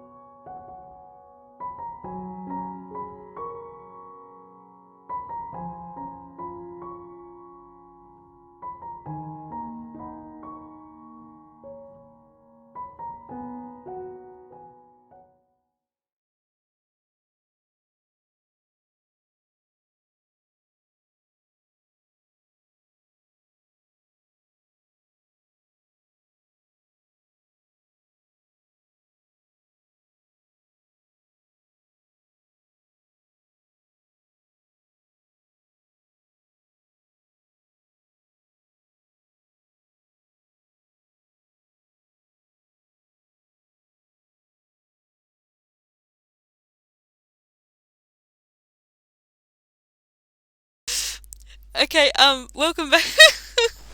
Sorry. Welcome back to the Forbidden History Chronicles. We are live, and full of wows and giggles. Always. Always. Um, Desert, just hang on, I'm multitasking. I just have to turn on your microphone. Okay, okay. Alright, I think we're good. Can I please get a sound You, check? yeah, you For always come back when you're from the break laughing. Are Oh you, no, you taking helium or no. what? What time is it? 5 minutes to 3 a.m. That's my excuse. Oh, I'm sticking with okay. that. Yep, yep. Yeah, sound check for Desert. I can see your little thing. I'm watching. I can see that. No, you're not working. Your I'm sound not isn't working. working. Yes, it is. Uh-huh. Testing 1, 2, 3. It's working. All right, great. Oh, sorry. Thank you, You you Lava get me Love. started, Desert, every time. Now, I found that graphic that I was looking for before the Huh? break, I think. So, this is just a test. If something strange comes up on the screen, um, this is a test. I just want to see if it's the right graphic. Sorry, Desert. Yes, Just Loves says she'll have some of what you're having. Just stay tuned, Lava Love. Thank you, Desert. That's the graphic, by the way. I found it. All Um, right. yeah, it was labeled Q. That's why I couldn't find it. Uh-huh. Um, yeah, so anyway, continuing. Um, Welcome back. I'd like to welcome any new listeners. Um, you won't hear this anywhere else, and you won't hear this many wows and giggles anywhere else either, Yeah. except on Desert's other channels. Okay.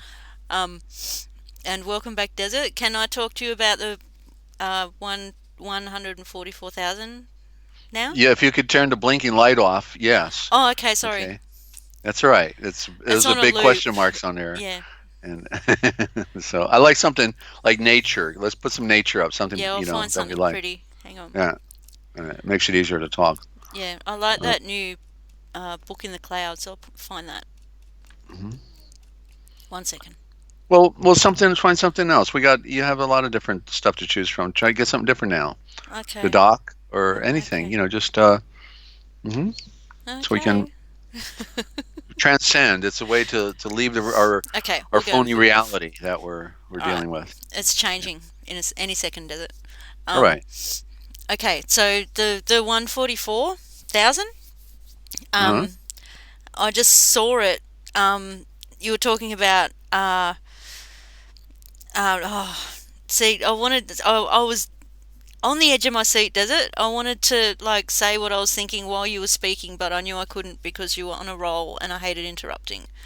Um, Yeah.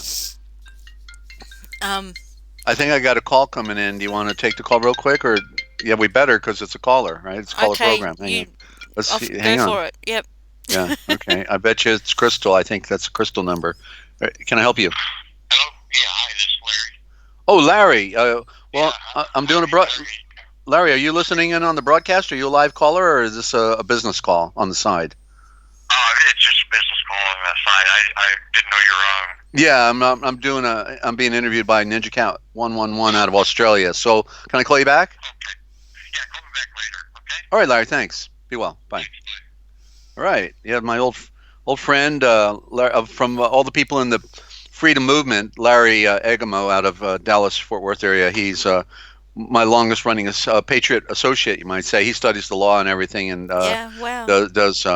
he does a lot of research, and so yeah, he was a vice president of my United Truckers defending the Constitution, and we Really? stayed in touch all these years. So I've known Larry over 20 years now, about 25 years. That's So cool. that's the rest of my story. So okay, back to you. That's cool. All right. Um. Okay. Um. Yeah. I wanted Larry to like come on the program. Yeah. Yeah, he's Yeah. too busy. I could probably tell you anyway, maybe Yeah. one day. Yeah. Maybe one day. Okay. Um. Anyway, with I'll just explain, and then you'll see you'll see what I saw. Hopefully, Okay. when you were talking about the 144,000, um, Mhm. I was at apart from now. I was at the lowest point in my life, and I felt like dying. Um, and at the same time, I was slowly coming out of mind control, coming out like from under the spell, but at the same time, being insanely targeted in every way, living in my little flat. Right, this is what I saw. I was on Mhm. the first floor, that being the one, and my flat number was 44. One Okay. of 44, and I was at Mhm. the worst in my life. Like I kind of died, and then came, like, was coming out of the mind control. So I kind of died, Yeah. and then I was waking up, and that's what I saw. Wow. And I lived on Signet Crescent, if that is anything significant as well. Signet. Signet. Yeah. Yes. Well, signet Crescent. Yeah. is a symbol. Signet means symbol, right? Yeah. Signature. Right. Wow. Sign. Yep. Sign of nature. Signet is sign of nature. Huh? Wow. So yeah, that's what I saw. That's what Oh, I you've was. been marked. That's what it's saying. You've been marked. That's why you're here. Wow. Hmm. Wow, Desert. Okay. Thank Deal you with it. for All that right. confirmation.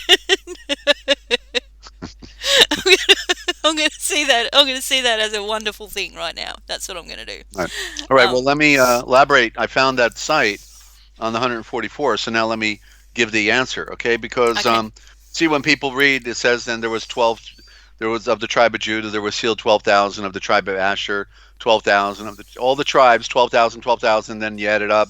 12,000 times 12 is 144,000. Yeah. And so it says here then in verse 9, right after all the tribes are added up, it says, after these things I beheld, and it is true throughout all time, a great multitude which no man could number,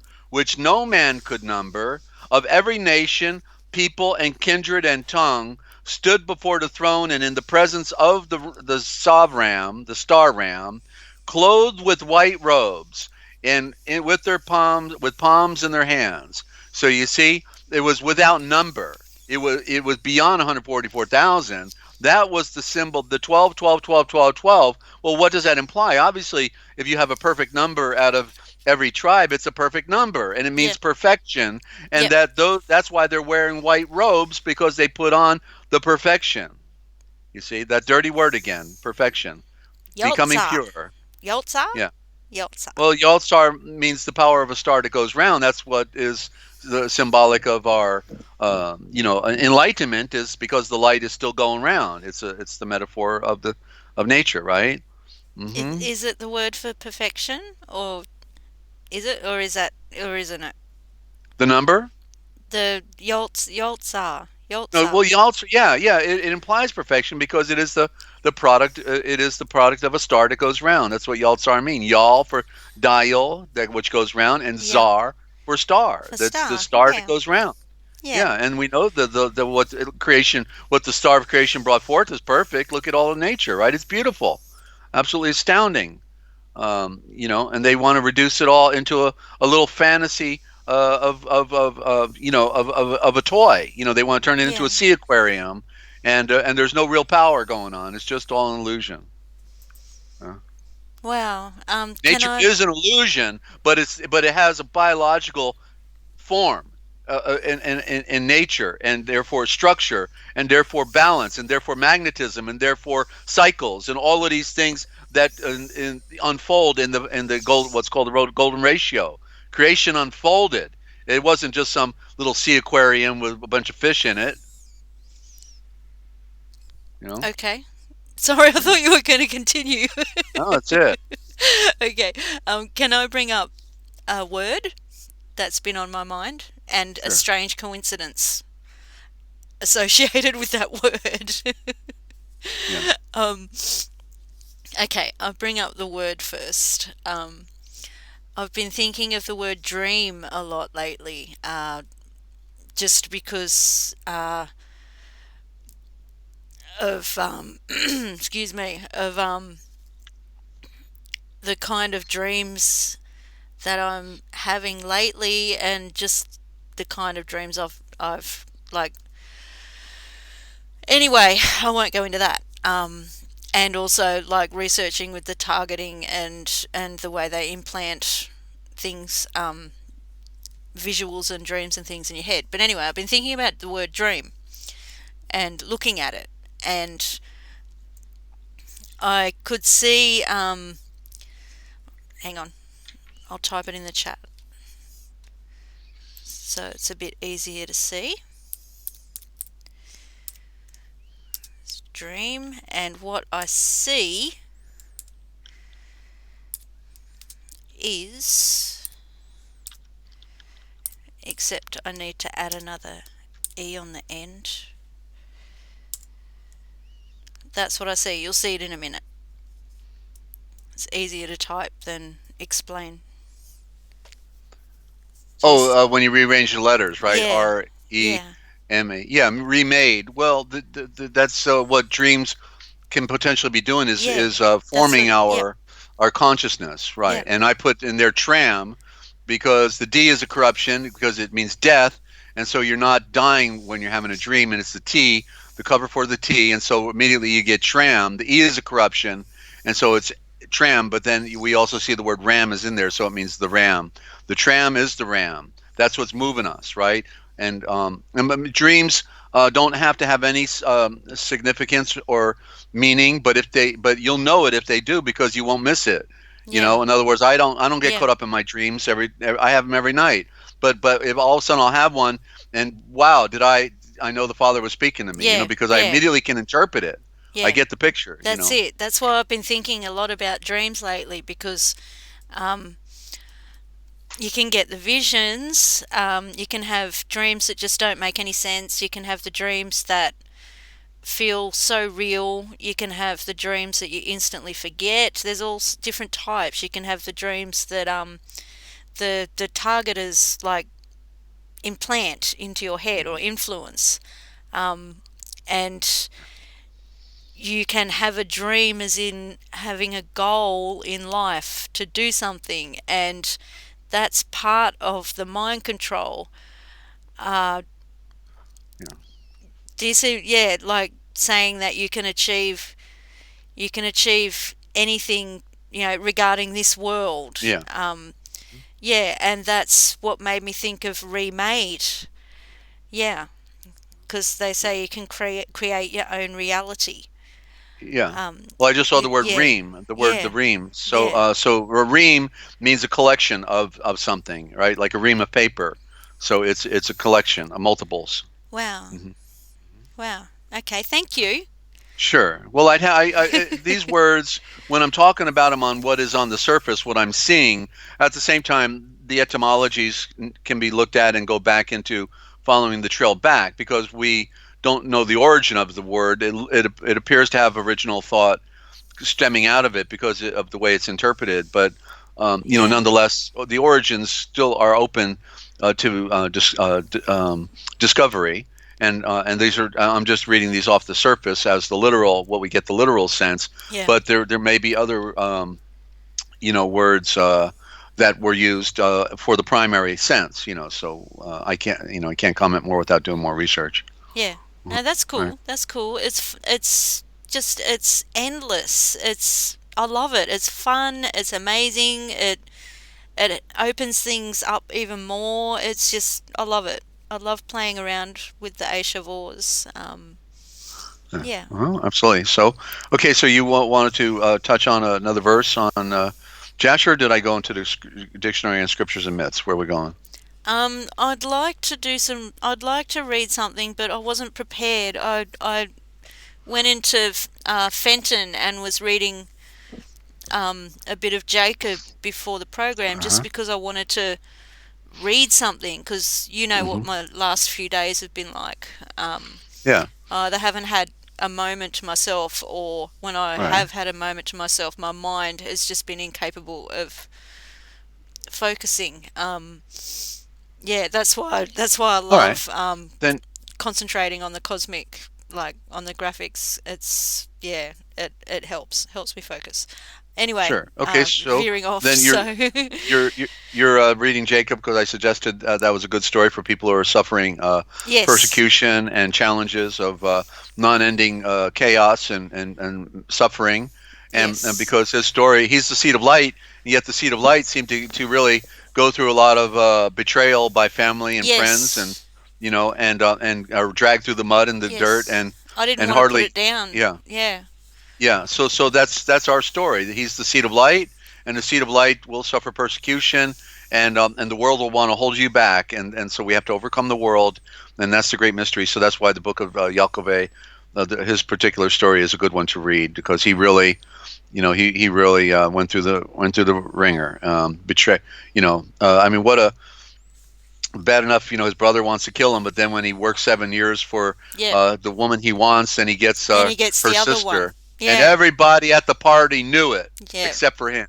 What an yeah, embarrassment! What a, how could you have felt after something like that? Everybody knows, yeah. He you're was gonna get the wrong he kill, was tricked and he was deceived every step of the way, and and, and he he's the was seed of Abraham. yeah, He's of a royal tribe, getting treated like dirt. yeah. And yeah, so it's quite an insult that he got, and this Laban, the Bane, the worthless. That's what it means.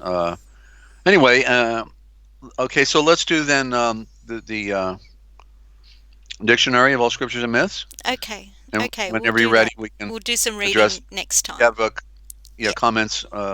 Yeah. All right. Okay. Okay. So I'm in the dictionary of all scriptures and myths, and we're in the letter M. I go through the alphabet as I work my way through. Then I start back at A. We just do incremental. It's the way I work through a dictionary. And so the I want to get to where we're going to talk about the male and female. That's coming up next. But there's a definition ahead of it, which is relevant because it's from our spiritual tradition, and it's Meishan, on the shores of the sea. That would probably be on the shores of the Mediterranean. A symbol of the mental plane for the shore of the sea is the plane above the shore of the sea is the plane above the astral sea. So in other words, like when you're standing on the shore, you go to the beach. So standing on the edge of the ocean is symbolic of standing on the edge of eternity, right? You can see that, right? Yes. Okay, Yes. because the ocean is infinite, Yep. but at the same time, when you're looking up, you're looking at the cosmic sea, Yep. and that's infinite, Yes. right? Yeah. Yes. So one is reflection of the other, and so standing on the edge is standing on the edge of life. So that's why. Then what do you have on the beach? You got the symbols of infinity, right? The Zen, which is the original word for sand, is Zan, and Zan means without number. So you're standing on the edge of infinity, without number, the creation. And so the beach is a very symbolic place to be, and it's a beautiful place, certainly. And the I waves love the keep on beach. coming in, right? Yeah. They just keep on coming in. They never stop. That's the heartbeat of the Great Spirit, you could say, in a symbolic way. His when he said, "Let it be, let there be," and then creation comes forth, and so that continual sound is found within the wave. The wave would be that symbol on the edge of eternity, right there. So okay, so I passed the borders of Meashan. This is a quote from what's called the Hymn of the Pearl. Here they're calling it the Hymn of the Soul. I passed through the borders of Meashan, the meeting place of the merchants of the East. And this was the story of how Yeshua, the Moshiach, came to earth in this beautiful Hymn of the Pearl. I've got it right over there on the shelf. I could read it one day. So I passed through the mental state where the lower sensations are exchanged for the awakening emotion and ideas. The merchants of the East are the builders of thought, who transmute the sensations into ideas. The sensations are, and so I'm a builder. I was a home builder, general contractor, construction superintendent, and so I saw my life as symbolic of what I'm doing today, right? That I was in the first phase of my life, I was a builder, but it was only a temporary, a very short time in my life, considering it was only like a less than 20 years or 20-year cycle. It wasn't like other people. They do it till they die practically. But I transformed into homeschooling, home church, and then again, I got into trucking as an alternative for making money. But the point is that here the builder, is a metaphor as well. And so just like you took on the moniker ninja, has a symbolic meaning for you, and has a real power behind it. And just like I saw myself as a desert owl. And because I knew the Father had opened my eyes to see in the darkness of this world, and so all of these metaphors we become. The only difference was I was not a home builder or a carpenter. I worked as a home builder or a carpenter, but what I am is a builder in the royal house of the sun. See, that was symbolic, but this is for real. Because this is what it's all about. And okay, so the builders of thought, who transmute the sensations into ideas.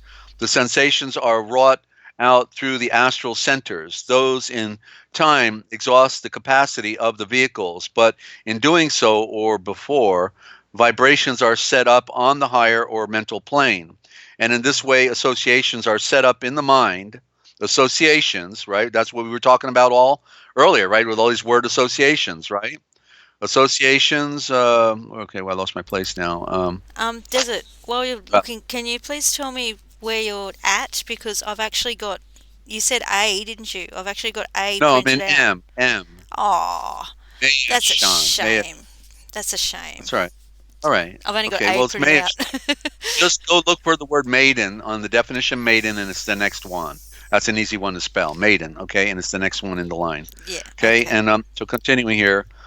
Okay, okay, but in doing, okay, let me try this again. So the sensations are wrought out through the astral centers, and the astral, means in the, we're not in the daylight, we're in the darkness. We're pulling things together in the astral at nighttime. You're reading the stars. You're in the darkness, but you're looking at the light, and these in time exhaust the capacity these in time exhaust the capacity of the vehicles. Well, we're a vehicle. That's your conveyance. Your body is your automobile. Everything's going around. But in doing so or before, vibrations are set up on a higher mental plane. That's right, from the beginning, in fact. Yeah. And in this way, associations are set up in the mind. You see? In other words, we have the ability to see things because of the way, remember it said we were made in the image of Yahweh. Hey, well, it wasn't talking about the body. It was talking about our inner capability of the inner spirit. Our spirit is like his spirit in a reflection. It's maybe a shadow, right? A shadow of the great light, but yet nonetheless we are a product of the light. And and in this way, associations are set up in our mind when those triggers start going off, responses to which awaken sets of ideas, and these in time produce consecutive thoughts. That's exactly what we're doing here. And through thoughts about feelings and the phenomena of sensation when acted upon or vitalized by a powerful will, produce development in an Ashan's character, which coincides with evolution upon the higher Buddhic plane. That's another dirty word, evolution. They hate that one too. The mind is built up through the lower self. There you go. You see, the mind is built up through the lower self. So in the darkness, we come to discover the light, and we start putting on the building blocks of light. As builders, we all have to become builders of ourselves, answering to the several sets of vibrations which enable it to respond through the aspects of mental qualities. These qualities, when distinct from astral emotions, gradually assert themselves as abstract mental attributes, and so merge into reason, judgment, that means focusing light, analysis, synthesis, and travain love of truth from the tree's root, and right, which is in the light, and in this way approximate to what we identify with the higher concepts here of philosophy and metaphysics.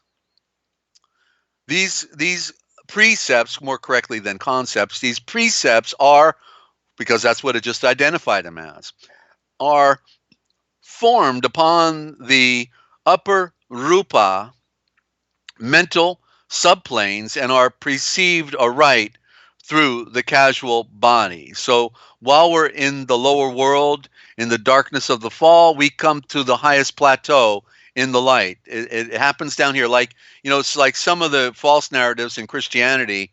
They say, oh, no, you're only going to put on the perfection when you go up there to the white throne of judgment. And they, can't tell you where that is. But also, they've denied the fact that you can put on the perfection right here. And yet the scripture says, behold, we speak wisdom among those who are perfect. He has perfected forever those who are set apart. A perfect man offends not in word and deed. Like the word perfection and perfect is in our New Testament about 22 times, which is the number of perfection. And so you see that they give their own ideas instead of just reading what the scripture says and accepting it must be true and then work it out. Yeshua is here with us, so that makes perfect sense to me. Sorry, I just said perfect. Two words. Wash your mouth out. So, all right. Now we're into male and female.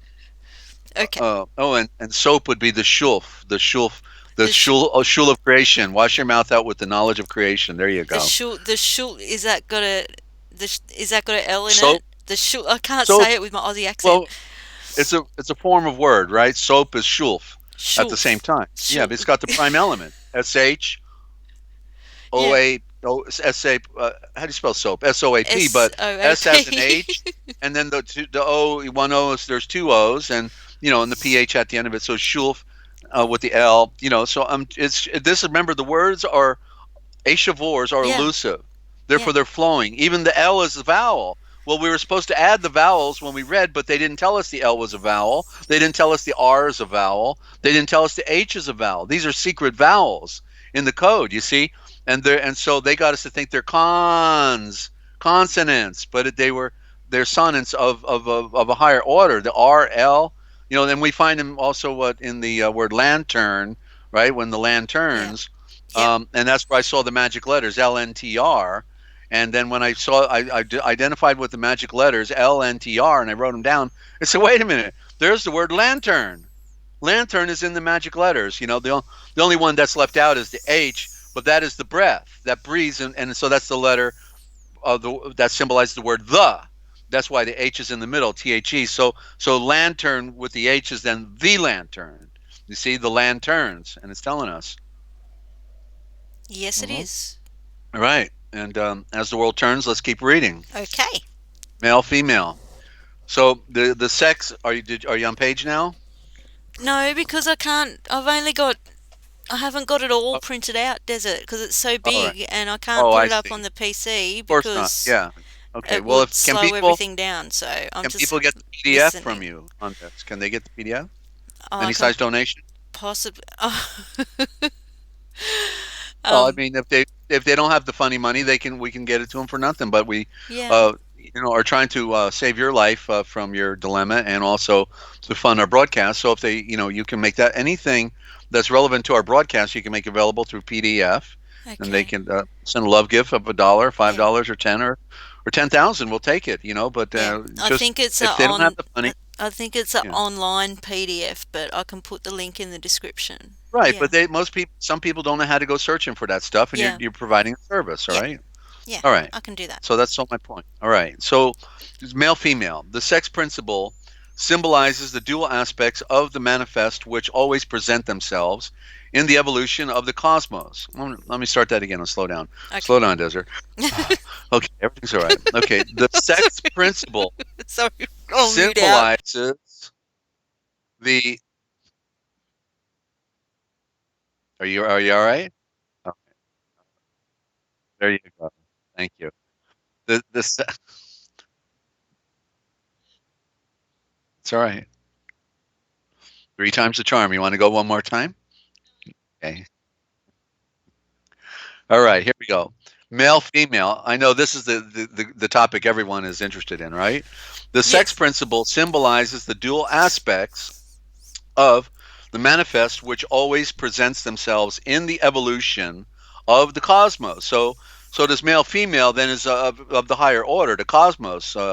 Actually, we've got the cosmic essence as the other channel, the cosmos, Yes. such as spirit matter, life form, force matter, love wisdom, mind emotion, intellect intuition. Okay, the first emanation from the Kether, the crown, is Binah, the universal intellect, or it says understanding here, which would mean comprehension. All first letter caps on these, which is Gabriel's first manifestation.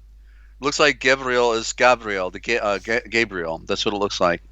Universal matter. So the giver of light, Gabriel is the emanation of universal matter, and let there be light, and which is Zorain. It is also termed by the Imma, the mother, and this is coming out of the Kabbalistic tradition. But remember, the falsehood is also breathing the truth, and the occultic have stolen all the keys, and that's what they've done. And so they're playing with the keys, and we can look at their keys and see if any of them will start those impressions that we have in our mind, right? That we're preordained to know, to connect with symbol. And so the mother is considered as respective, negative, feminine, plastic, and to receive form. Everything existing, says um, can the Zohar, and I don't endorse these works, but for awareness to study these, yeah, it is relevant. I used to study the Kabbalistic stuff early on, and I don't give it much of my time anymore, but we're reading a definition that goes into various sources, and so that's what we're doing, not endorsing, Kabbalism at all. It's a phony tradition, it's a new age type of thing, but yet, remember, Lucifer clothes herself with the light. She puts on all the motifs of truth, even though she's living the lie, and that's so. Once we're enlightened, we can see through those things, and we don't have to be concerned. We if we're one with the one, because he leads and guides us into all the truth, and so we can turn stones over and see what it says, and say, oh, that don't help me out, but then we go on. So it can only then be the work of the male female principle. So what it's talking about, everything here, it says everything existing can only be the work of the male and female principles. Of course, it's one or the other, Yeah. but they Yeah. blend together. They're in Yeah. a ballet together. Yeah. Okay, the Zohar and the Gabriel both hold the everything must be of form, male, and matter is female. Okay, so form is the masculine, but the material is female. So right. In other words, the images, then what that is implying are the essence of the spirit, right? The image is giving us the nature of something, the spirit, but it's built upon the female creation, going on down to the atomic level. Okay, so there's your play, the play of the one, because it's male, female, male, female, male, female, and it's all, they're blending together. And so from the highest Kether is emanated the principle of matter, Binah, which is receptive of truth from the spirit. The principle of matter is the divine mother. And that would be the virgin light. That's the primary principle. The bringer forth of all things, both above and below. Matter receives forms and qualities from spiritual involution, and then gives birth to all forms and qualities in spiritual evolution. Spirit is masculine, matter is feminine, and that which gives form is spirit. That which takes form is matter. Okay, that which there it is. That which gives form is spirit. In other words, everything is speaking. All the forms that we can look at are telling a story in metaphor, in allegory, and but that which takes the form is on the atomic level, working its way up in the complex structures, is female. It is matter. So wow, that's the thing about this dictionary, is it's breathing so much of the higher nature of things. Where when we read our scriptures, we're not getting the interpretation. This Yeah. will help open Yeah. us up to those interpretations in our scriptures. They're the only scriptures I'm interested in. Yeah. Are the ones we call our Christian tradition. But if we cannot read deeper thinking, definitions, in other words, like studying the word, Joseph Campbell, he did that series called The Hero's Journey, and he went into all the different traditions and showed they all had a hero archetype, just like that movie I just saw this week, Solomon Kane. He was the hero, and he had to learn to do battle, and he was crucified on a cross, and he pulls himself down, and and he saves the virgin, and you see all of these things are telling us our story. It's our Yeah. story. The occultic are laughing at us Yeah. because they're putting it in our face. Yeah. We can't even interpret it, but they know what it means. Yeah. Okay, so one more. Okay. We wanted to jump in. I just want to say, I love hearing you read from that dictionary because it's like no other. It's like you're reading a story. Like With the interpretation, right? I elaborate, yeah, and it's yeah. more. It's more than the dictionary itself. Yeah, it's It's a beautiful. lifetime behind it of study, and how this guy, what's his name, Gaskell, G.A. Gaskell, how he could have done it in the 1950s without a computer. He had to live across the street from a library or grow up in a library in a castle somewhere, because this is too profound.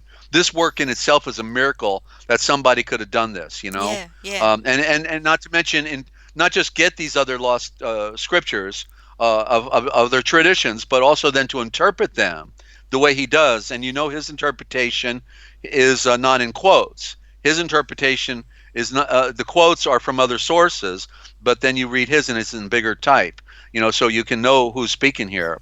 Okay, so we got one more. Male, female of the divine nature, a symbol of the dual aspects of the higher mind, which appears as truth wisdom. Let me start again. Male, female of the divine nature. Divine is correctly Travain, nature, and a symbol of the dual aspects of the higher mind. Okay, so even the higher mind is mixing, right? It's mixing both male, female, and which appears as truth wisdom, reason, intuition, intellect, love, or Buddhe Manas. And so Buddhe is the flower that opens up and brings forth Manas, which is the creation. The mana is what we want to chew upon. That's all that what we were just talking about, the forms. We chew on the forms of all creation, and it is both male, female, now mixing together. And so continuing here, from the region of the heart came forth woman. That's the light. She's the mother of all creation, the woman. The type in the very nature, in her very nature, as her birthplace of those affections, formed to yield to the Ashan, to the man, or comprehension, as he to rule. I don't know if it's written correctly here. Maybe it means as he is to rule, because we have to take over our own nature. And with the sovereign, becoming sovereign. In other words, you put on reason, the ability to make distinctions about things in our lives, to make a choice, since we've been given free will. The two, the comprehension and the will, making up the Ashan, the man created male and female. Now it is seen that there are two distinct lives in Ashan, in man, two distinct lives, one of the intellect, the other of the affections, or the physical desires, which, though now separate in the earthly mind, or the human mind, unite as far as may be, and by their union produce all those forms of life which grow in and out of Ashan, man. We are creators, and we're also destroyers.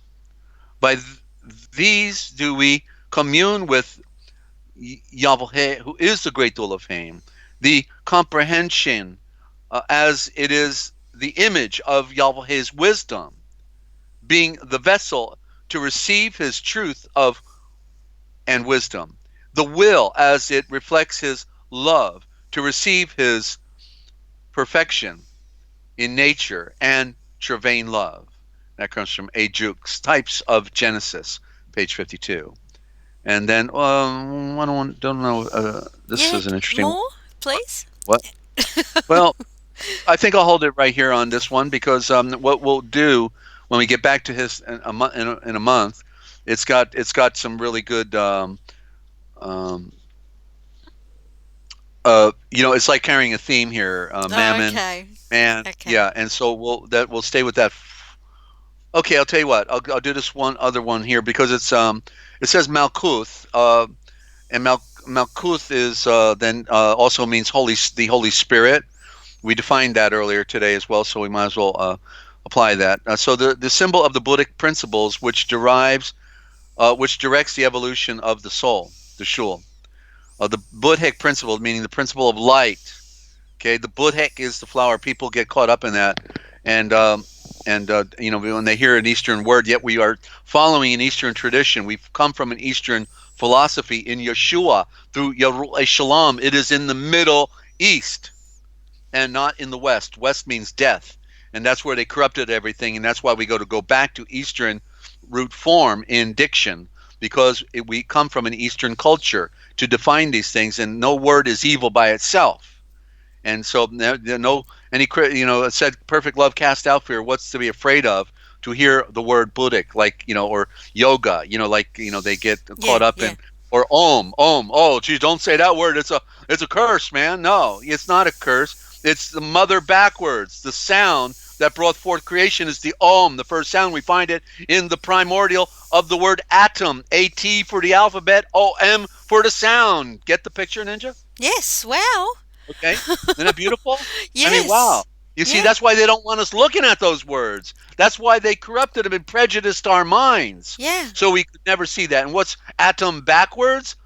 Add the letter R, the sacred, the most profound vowel R. You get motor. Atom backwards is motor, and isn't it the atom that makes everything tick, Yes. right? And move Yes. forward in creation. Yeah. Yes. See, it's all in one word, and they didn't want us to get those pictures. Uh-huh. Okay, so Malkut, the Holy Spirit, a symbol of the Buddhic principle which directs the evolution of the soul. Okay, that's the light directing our soul. Even when we're not looking, it's directing our soul. And which is because soul, like, connects with like, right? A soul connects with the soul. The sun connects with our minds because it's a star image. The queen, Malkuth, there's the queen, the light again. It was also called the church or congregation of Eshareul, the daughter. All these are first letter caps. The bride of the spouse, the Shekinah, which is the sky, the beautiful blue sky, i.e. the glory. But the glory is the light that is shining. That's what's creating the blue spectrum of the sky, or real presence of the deity. The Eshavat, Sabbath, or rest day, the harmony. It is considered by the Kabbalistic tradition as and by the way, those are all phonies. Okay, we know that, but they're holding the keys. That's why we just want to hear what they got to say.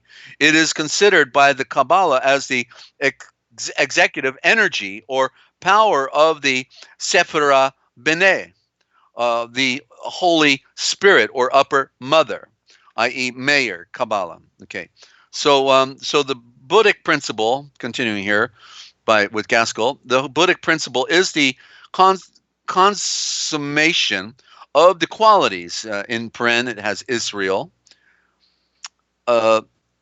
qualities. Wisdom, the bride of love. We're talking about a marriage. When we're connecting with the Father of Light, we have to be married to him. The source of inspiration, that's the light, let there be light. And completion of evolution, from matter to spirit.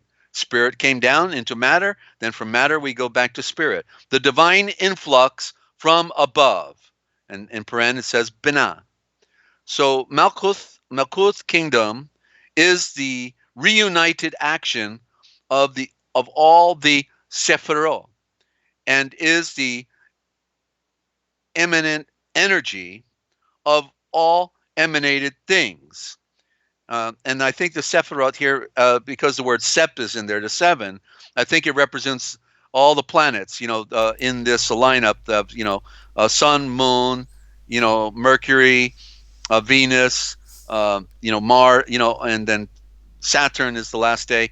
The Sephiroth is the seven, the planets that come together with this, metaphysical energy that helps bring forth creation, as we talked at the beginning, right? Yeah, That even when the desert. I have planets a line up, they create yeah. earthquakes, things like that. You just reminded me of something I was thinking about the other day. Around the edge of the solar system is the Oort cloud, Oort. I just that word Oort. Right, but you spell it backwards and you get Tor. You see, Tor, remember, is the torque. It goes round, right? And so it's appropriately going around in its positioning. It's read it backwards. It's the torque, right? Showing the torque of what? The power of the sun and the planets in association with each other. Everything put in its proper orbit by the torque, Wow. right? Thank you. Okay, that's why Wow. you're here. Of course, you don't get it anywhere else, right? No, we don't get it anywhere else. Was that quick enough interpretation, or do you Except need for more? Forbidden All right. History Live and the Forbidden Right. History series. Yeah. Um, I'm having fun, so- of course, because I'm not yeah. stroking my ego here. I'm just showing how it's in the word. Yes, it It's in is. the word. We have to spell our words backwards. We have to switch our letters around. Yep. Remember in the movie The Exorcist? In the movie The Exorcist, I said when the woman is walking in front of the courtyard of the church and two priests are talking and she stops to listen in, and the one priest is making a confession to the other priest, and he says, I talked to lawyers and doctors and police, and I don't know any one of them. He says, I feel like such a fraud. I don't know any one of them that has to read words backwards. Showing that the priesthood is at the center of the code of our reality.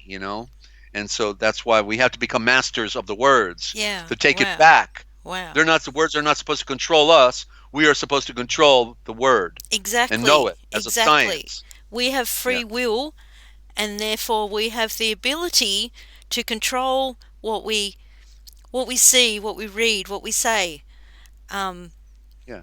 Yeah. And when we put ourselves under the power of the one, we don't have to be afraid of reading extra materials, because Yeah. these extra materials can tell us something. There's Yes. knowledge everywhere. And so we look at it and I say, oh, well, I got something out of there. I didn't get much out of there, but I got something out of there. One thing is worth checking out, Yeah. something, Yeah. Take because what you need and leave the rest. I That's never that. would have. Yeah. I never would have made the connection about the that we were made from the fiery magma unless I studied Native American tradition, and they called because I was stuck on red earth. Why did they call Adam red earth? Yeah. I And then when I remember you read talking about that. Yeah. the mythology of the Native Americans, and they called the first man blood clot boy. Yeah. Bingo! As soon as I heard that, I realized it was the magma. That's the blood clot. And we're made from the fiery magma. You see, so I benefited by studying the other culture, because they had a beginning too. They're talking about their beginning, which is our beginning, in a different form of words and symbols and signs. Yeah. Different perspective. But all going back to the primary root, the primordial. Yeah. Okay, so continuing. In the kingdom of heaven, in quotes, in the Buddhic plane, will be found the spiritual results of the present evolution. We mean by God is spirit, in quotes, that he is the essential being of all those things, invisible, immaterial, impossible forever to be subjected to the senses, which we therefore call spiritual ideas. And it's interesting because immediately what comes to mind is how I revealed here again how they lied to us about the senses. They wanted us to think there were only 5 senses, Yeah. but those are of the carnal nature, because it's our sixth sense, as things are made in 6, that they hid from us, and that's our ability to reason. That's the most important sense that we have, is our ability to reason. That's our sixth sense, And that's which what they they're didn't want taking us to from know. us. That's Yeah, what they're they told us taking we had from 5 us. senses. They lied. Yeah. Okay, which we therefore call spiritual ideas, such as truth, love, perfection in the flowing light, aka righteousness, wisdom, and that he is the source in all. He is their source in all. He is their source in us, or rather, their very being in us. That's where it said we were made in his image. That in having them, we have Yahweh, in who is the great Dole of Fame. Our theory is this. and it's not a theory. This is proverbial truth. So I'm surprised he added that word, but he's quoting somebody else.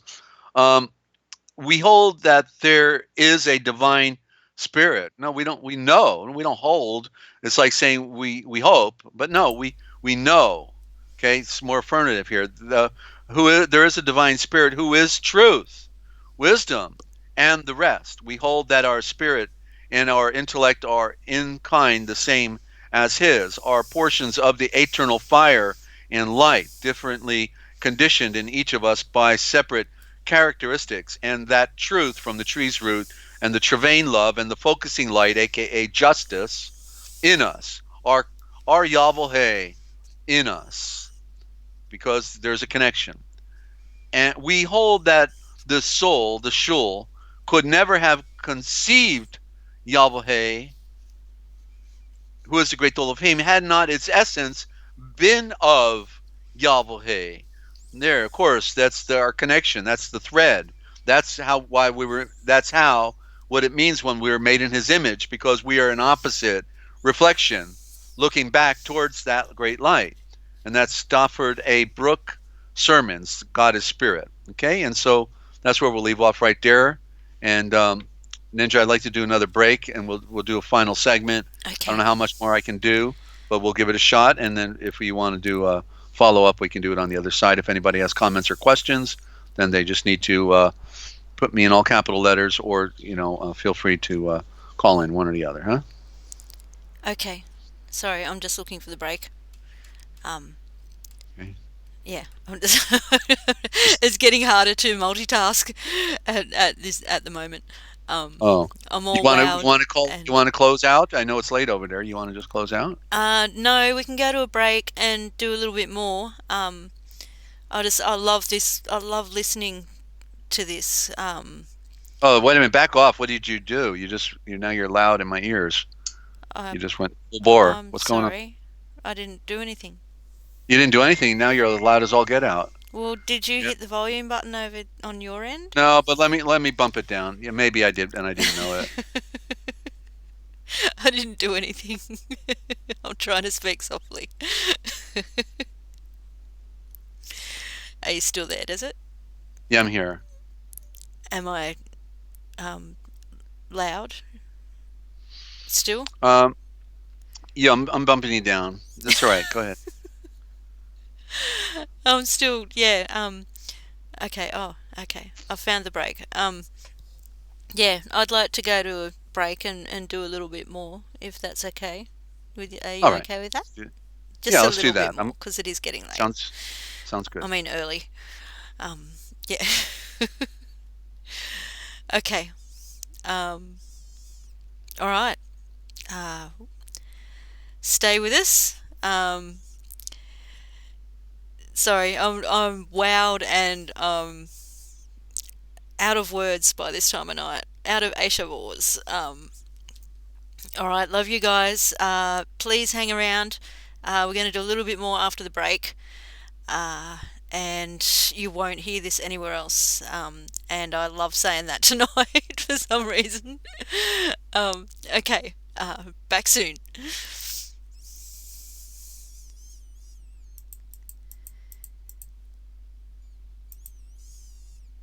Yes, I'm just looking for the music. 1 second. Stand by.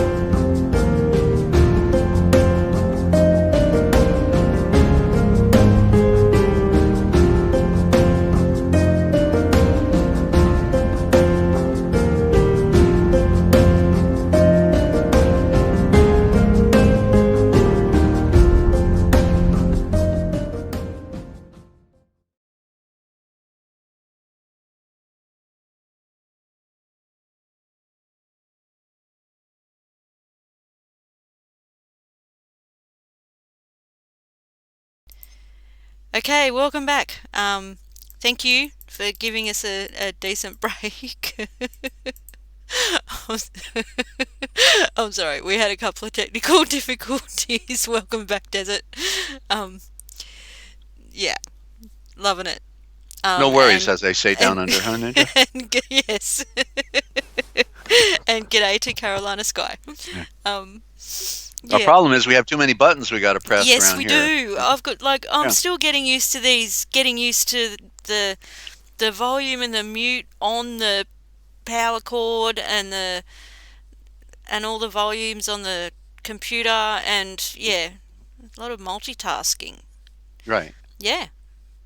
And real quick, you want to tell them about the latest postings on the Cosmic Essence? You've got I'm trying to remember number how 5, much- right? Of the story of Adam. We got all Yeah, put a all few 5 up. of them up now, right? All the Yeah, series. yeah. All from parts 1 to part 5 are all there. Mhm. The big lie, the true nature Just the of essence, Adam. the essence Yeah. of the presentation, not the whole 3-hour broadcast that you got to sift through. We cut it, Ninja Yeah. cut it, and Shelley helped out somehow, I think, and we got So we're going to give you the essence of all of these different topics, as much as we can catalog them. We'll split all these things up into different topical segments, and that way you can just go right, to whatever you're looking for. Yeah. Yes. Okay. And there's Please subscribe. Yeah, I'm sorry. please do. Right. What an Um, idea. Okay. Yeah. Links in the description.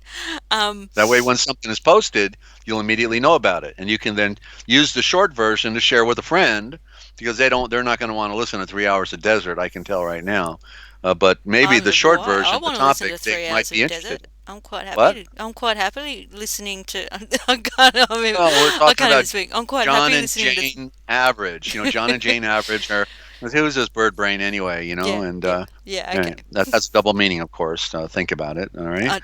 Dezert-Owl. Yeah. Yeah. Mhm. Mhm. Right. There's also A and B. We're going to organise a redo of those, but because we did them back when we were still using the phone and not Skype, so the sound quality. But they're there, and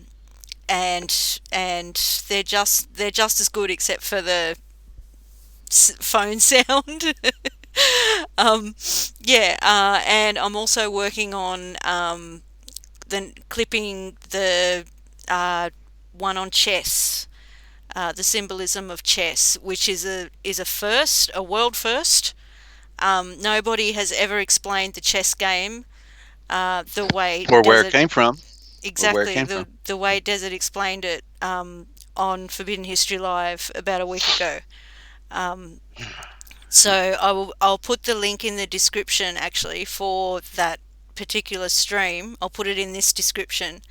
And yeah, I'm working on clipping the short version so you can go straight to it on Cosmic. Yeah, it's amazing. I was so amazed. I thought it was brilliant. So thank you for doing that, Desert. Like I said during the stream, all my research regarding symbolism and everything connected with that, I've only ever seen people touch on the checkerboard and the black and white. Yeah. And yeah, there's so much more to it. Yeah, so thank Oh, you. it's the game that they're playing on us. Yeah. It reveals everything about what the game is being played on planet Earth. The pieces of the chessboard are, we're the pawns. Obviously, we're the pawns, but then those other key players is the religion and how Yeah. come the queen has all the power and the king Yeah. has no power. All of that. Yeah, sure. Yeah. Yeah. And Cool. and thank you, just love. Okay, for your wonderful statements. Appreciate that. And Yeah, thank you, and I love all of you. Yeah, sorry. Please continue, Desert. I'm out of Asia Voice. all right. Well, then I just wanted to do one little piece on symbolism, and it's very appropriate because we talked about a lot of keys today. And in Yeah. the next alphabet segment on the Dictionary of All Symbols that originally was done out of Spain, is the first word up is key, and that's very appropriate because we were talking about the occult, how they stole the keys, and that's why we we want to look at them. Just we're just looking because we're not embracing their phony cultures, but we're want to see what keys they stole from us and what keys they're waving in our face. And it's interesting because when I just said that, I was thinking of the book by Kathy O'Brien and Mark Phillips. Kathy O'Brien was a presidential sex slave, mind control from day one by her family, and then bought into the MK Ultra Project Monarch, and her handler was Gerald Ford prior to becoming president. Then ultimately it was Senator Robert Byrd, who became her handler, and so she tells in her book the story about how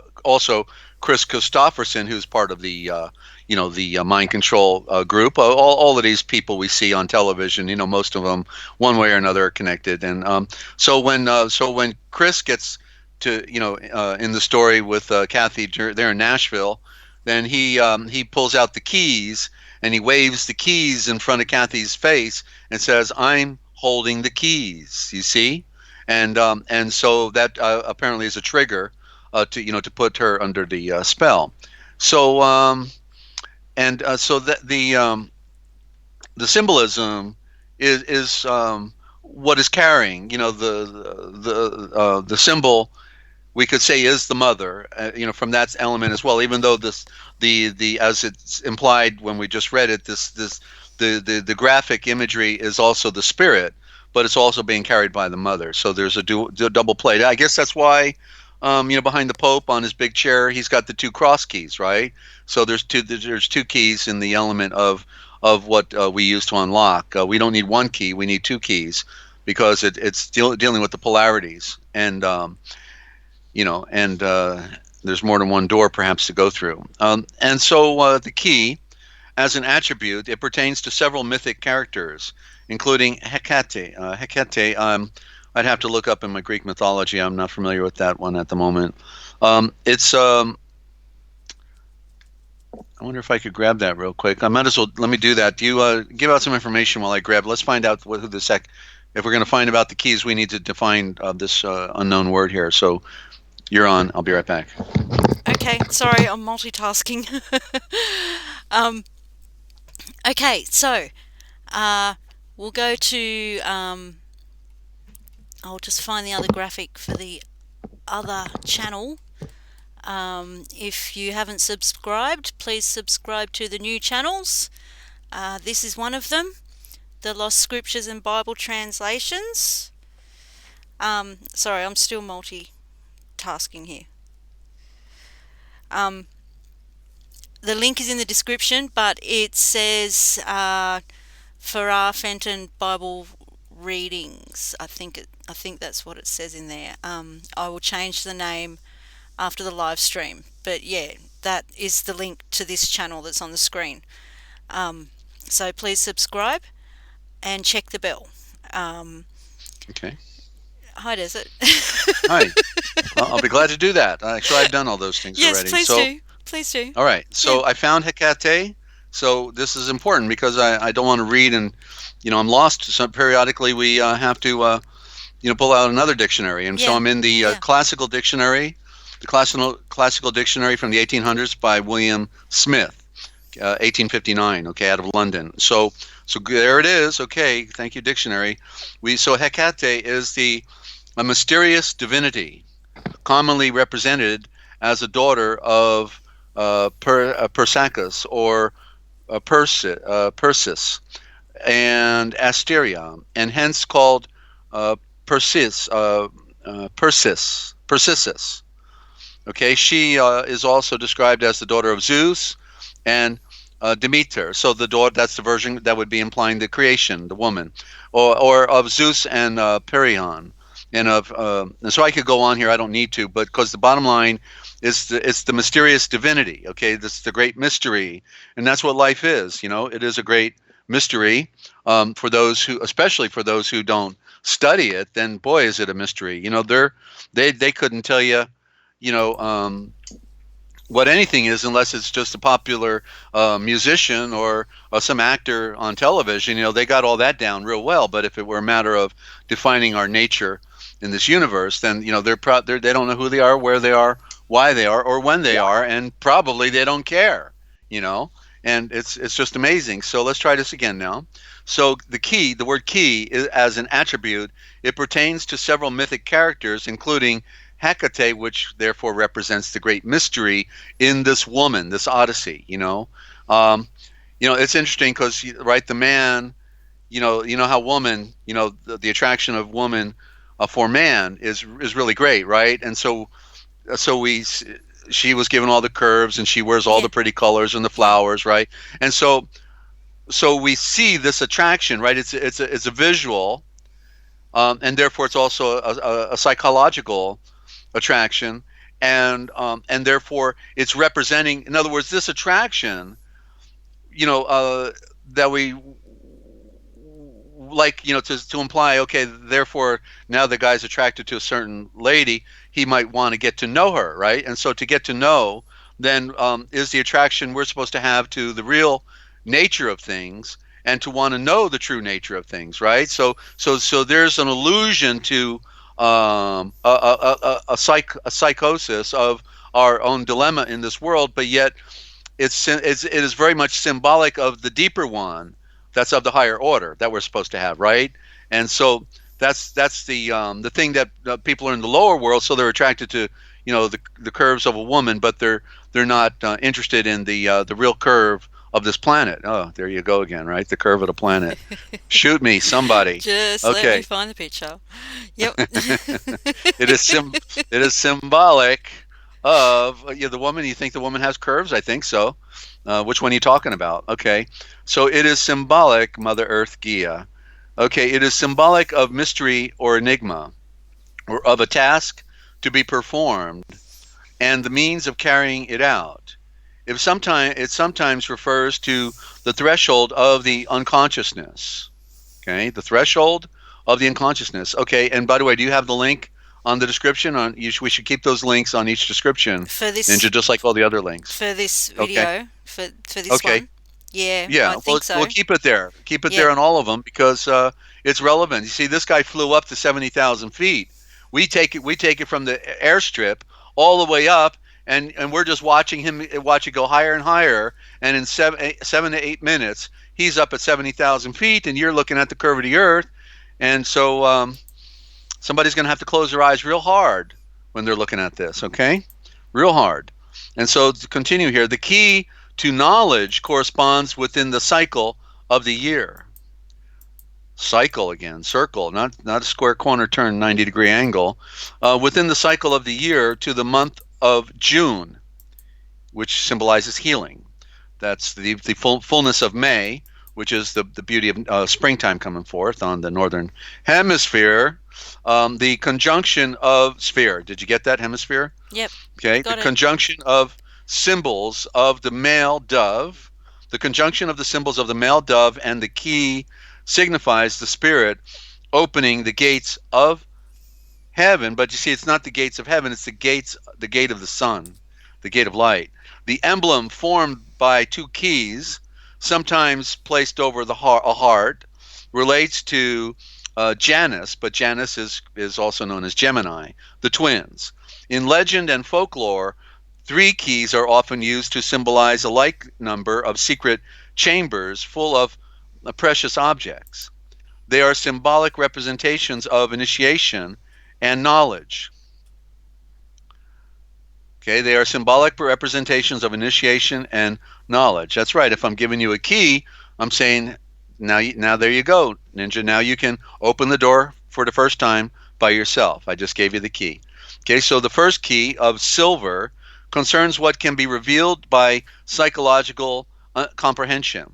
The second is made of gold and pertains to philosophical wisdom. So, Ninja, if we got 2 keys, one is silver and one is gold, what do you think they represent in the primordial?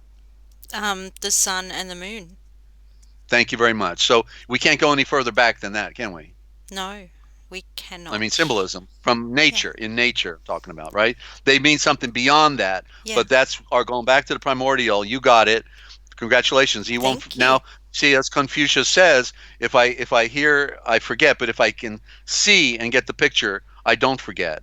I remember. And so I now remember. you'll always know that silver is the moon, and the yellow is, and gold is the sun. They And these tell are these. us. Sorry.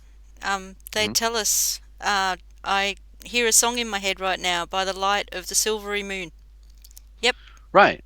Absolutely. Uh-huh. Yeah. And so the second is gold, which pertains to philosophical wisdom, and philosophy means the love of knowledge. It's not a bad word.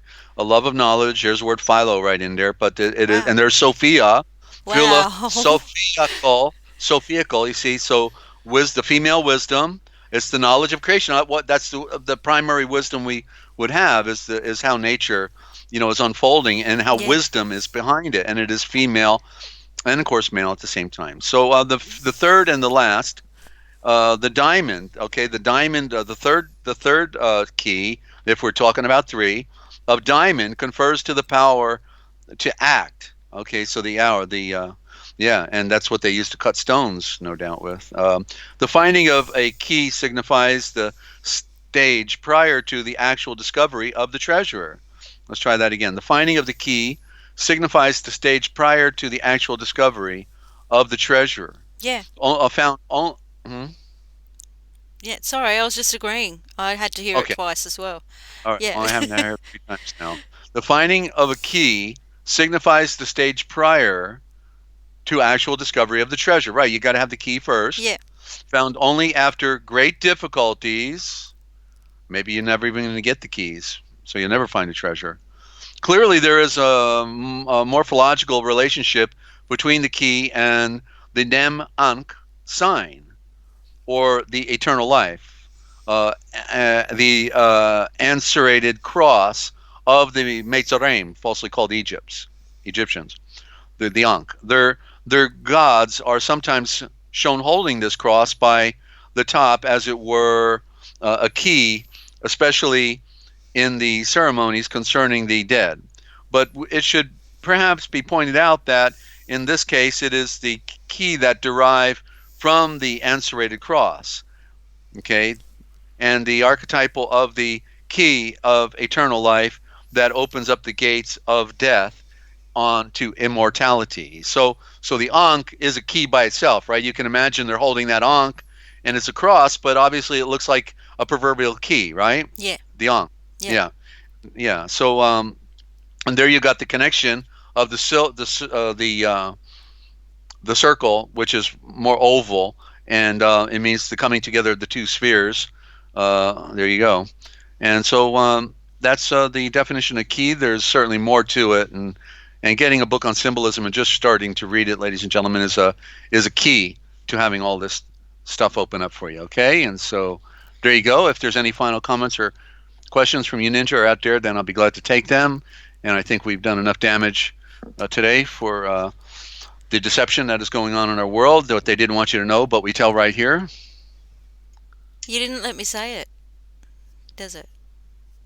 Okay, let me try it again. What they didn't want you to know. Too. I'm joking with you. That we tell right here. Yeah. Okay. All right. um, just wow from me. Yeah. It's getting pretty late, and yeah, I'm seeing it for myself, and loving it, but don't have many Aisha Vors at the moment. Right. Yeah, you know what I'm like at this time of night. Yeah. Mm-hmm. So yeah, I apologize for that, Yeah, but and want to say welcome to Marve. We got another listener on the chat. I don't think we've seen before, Marve. And where are you from, Marve? Out there? Are you here in the U.S. or are you from another part of the world?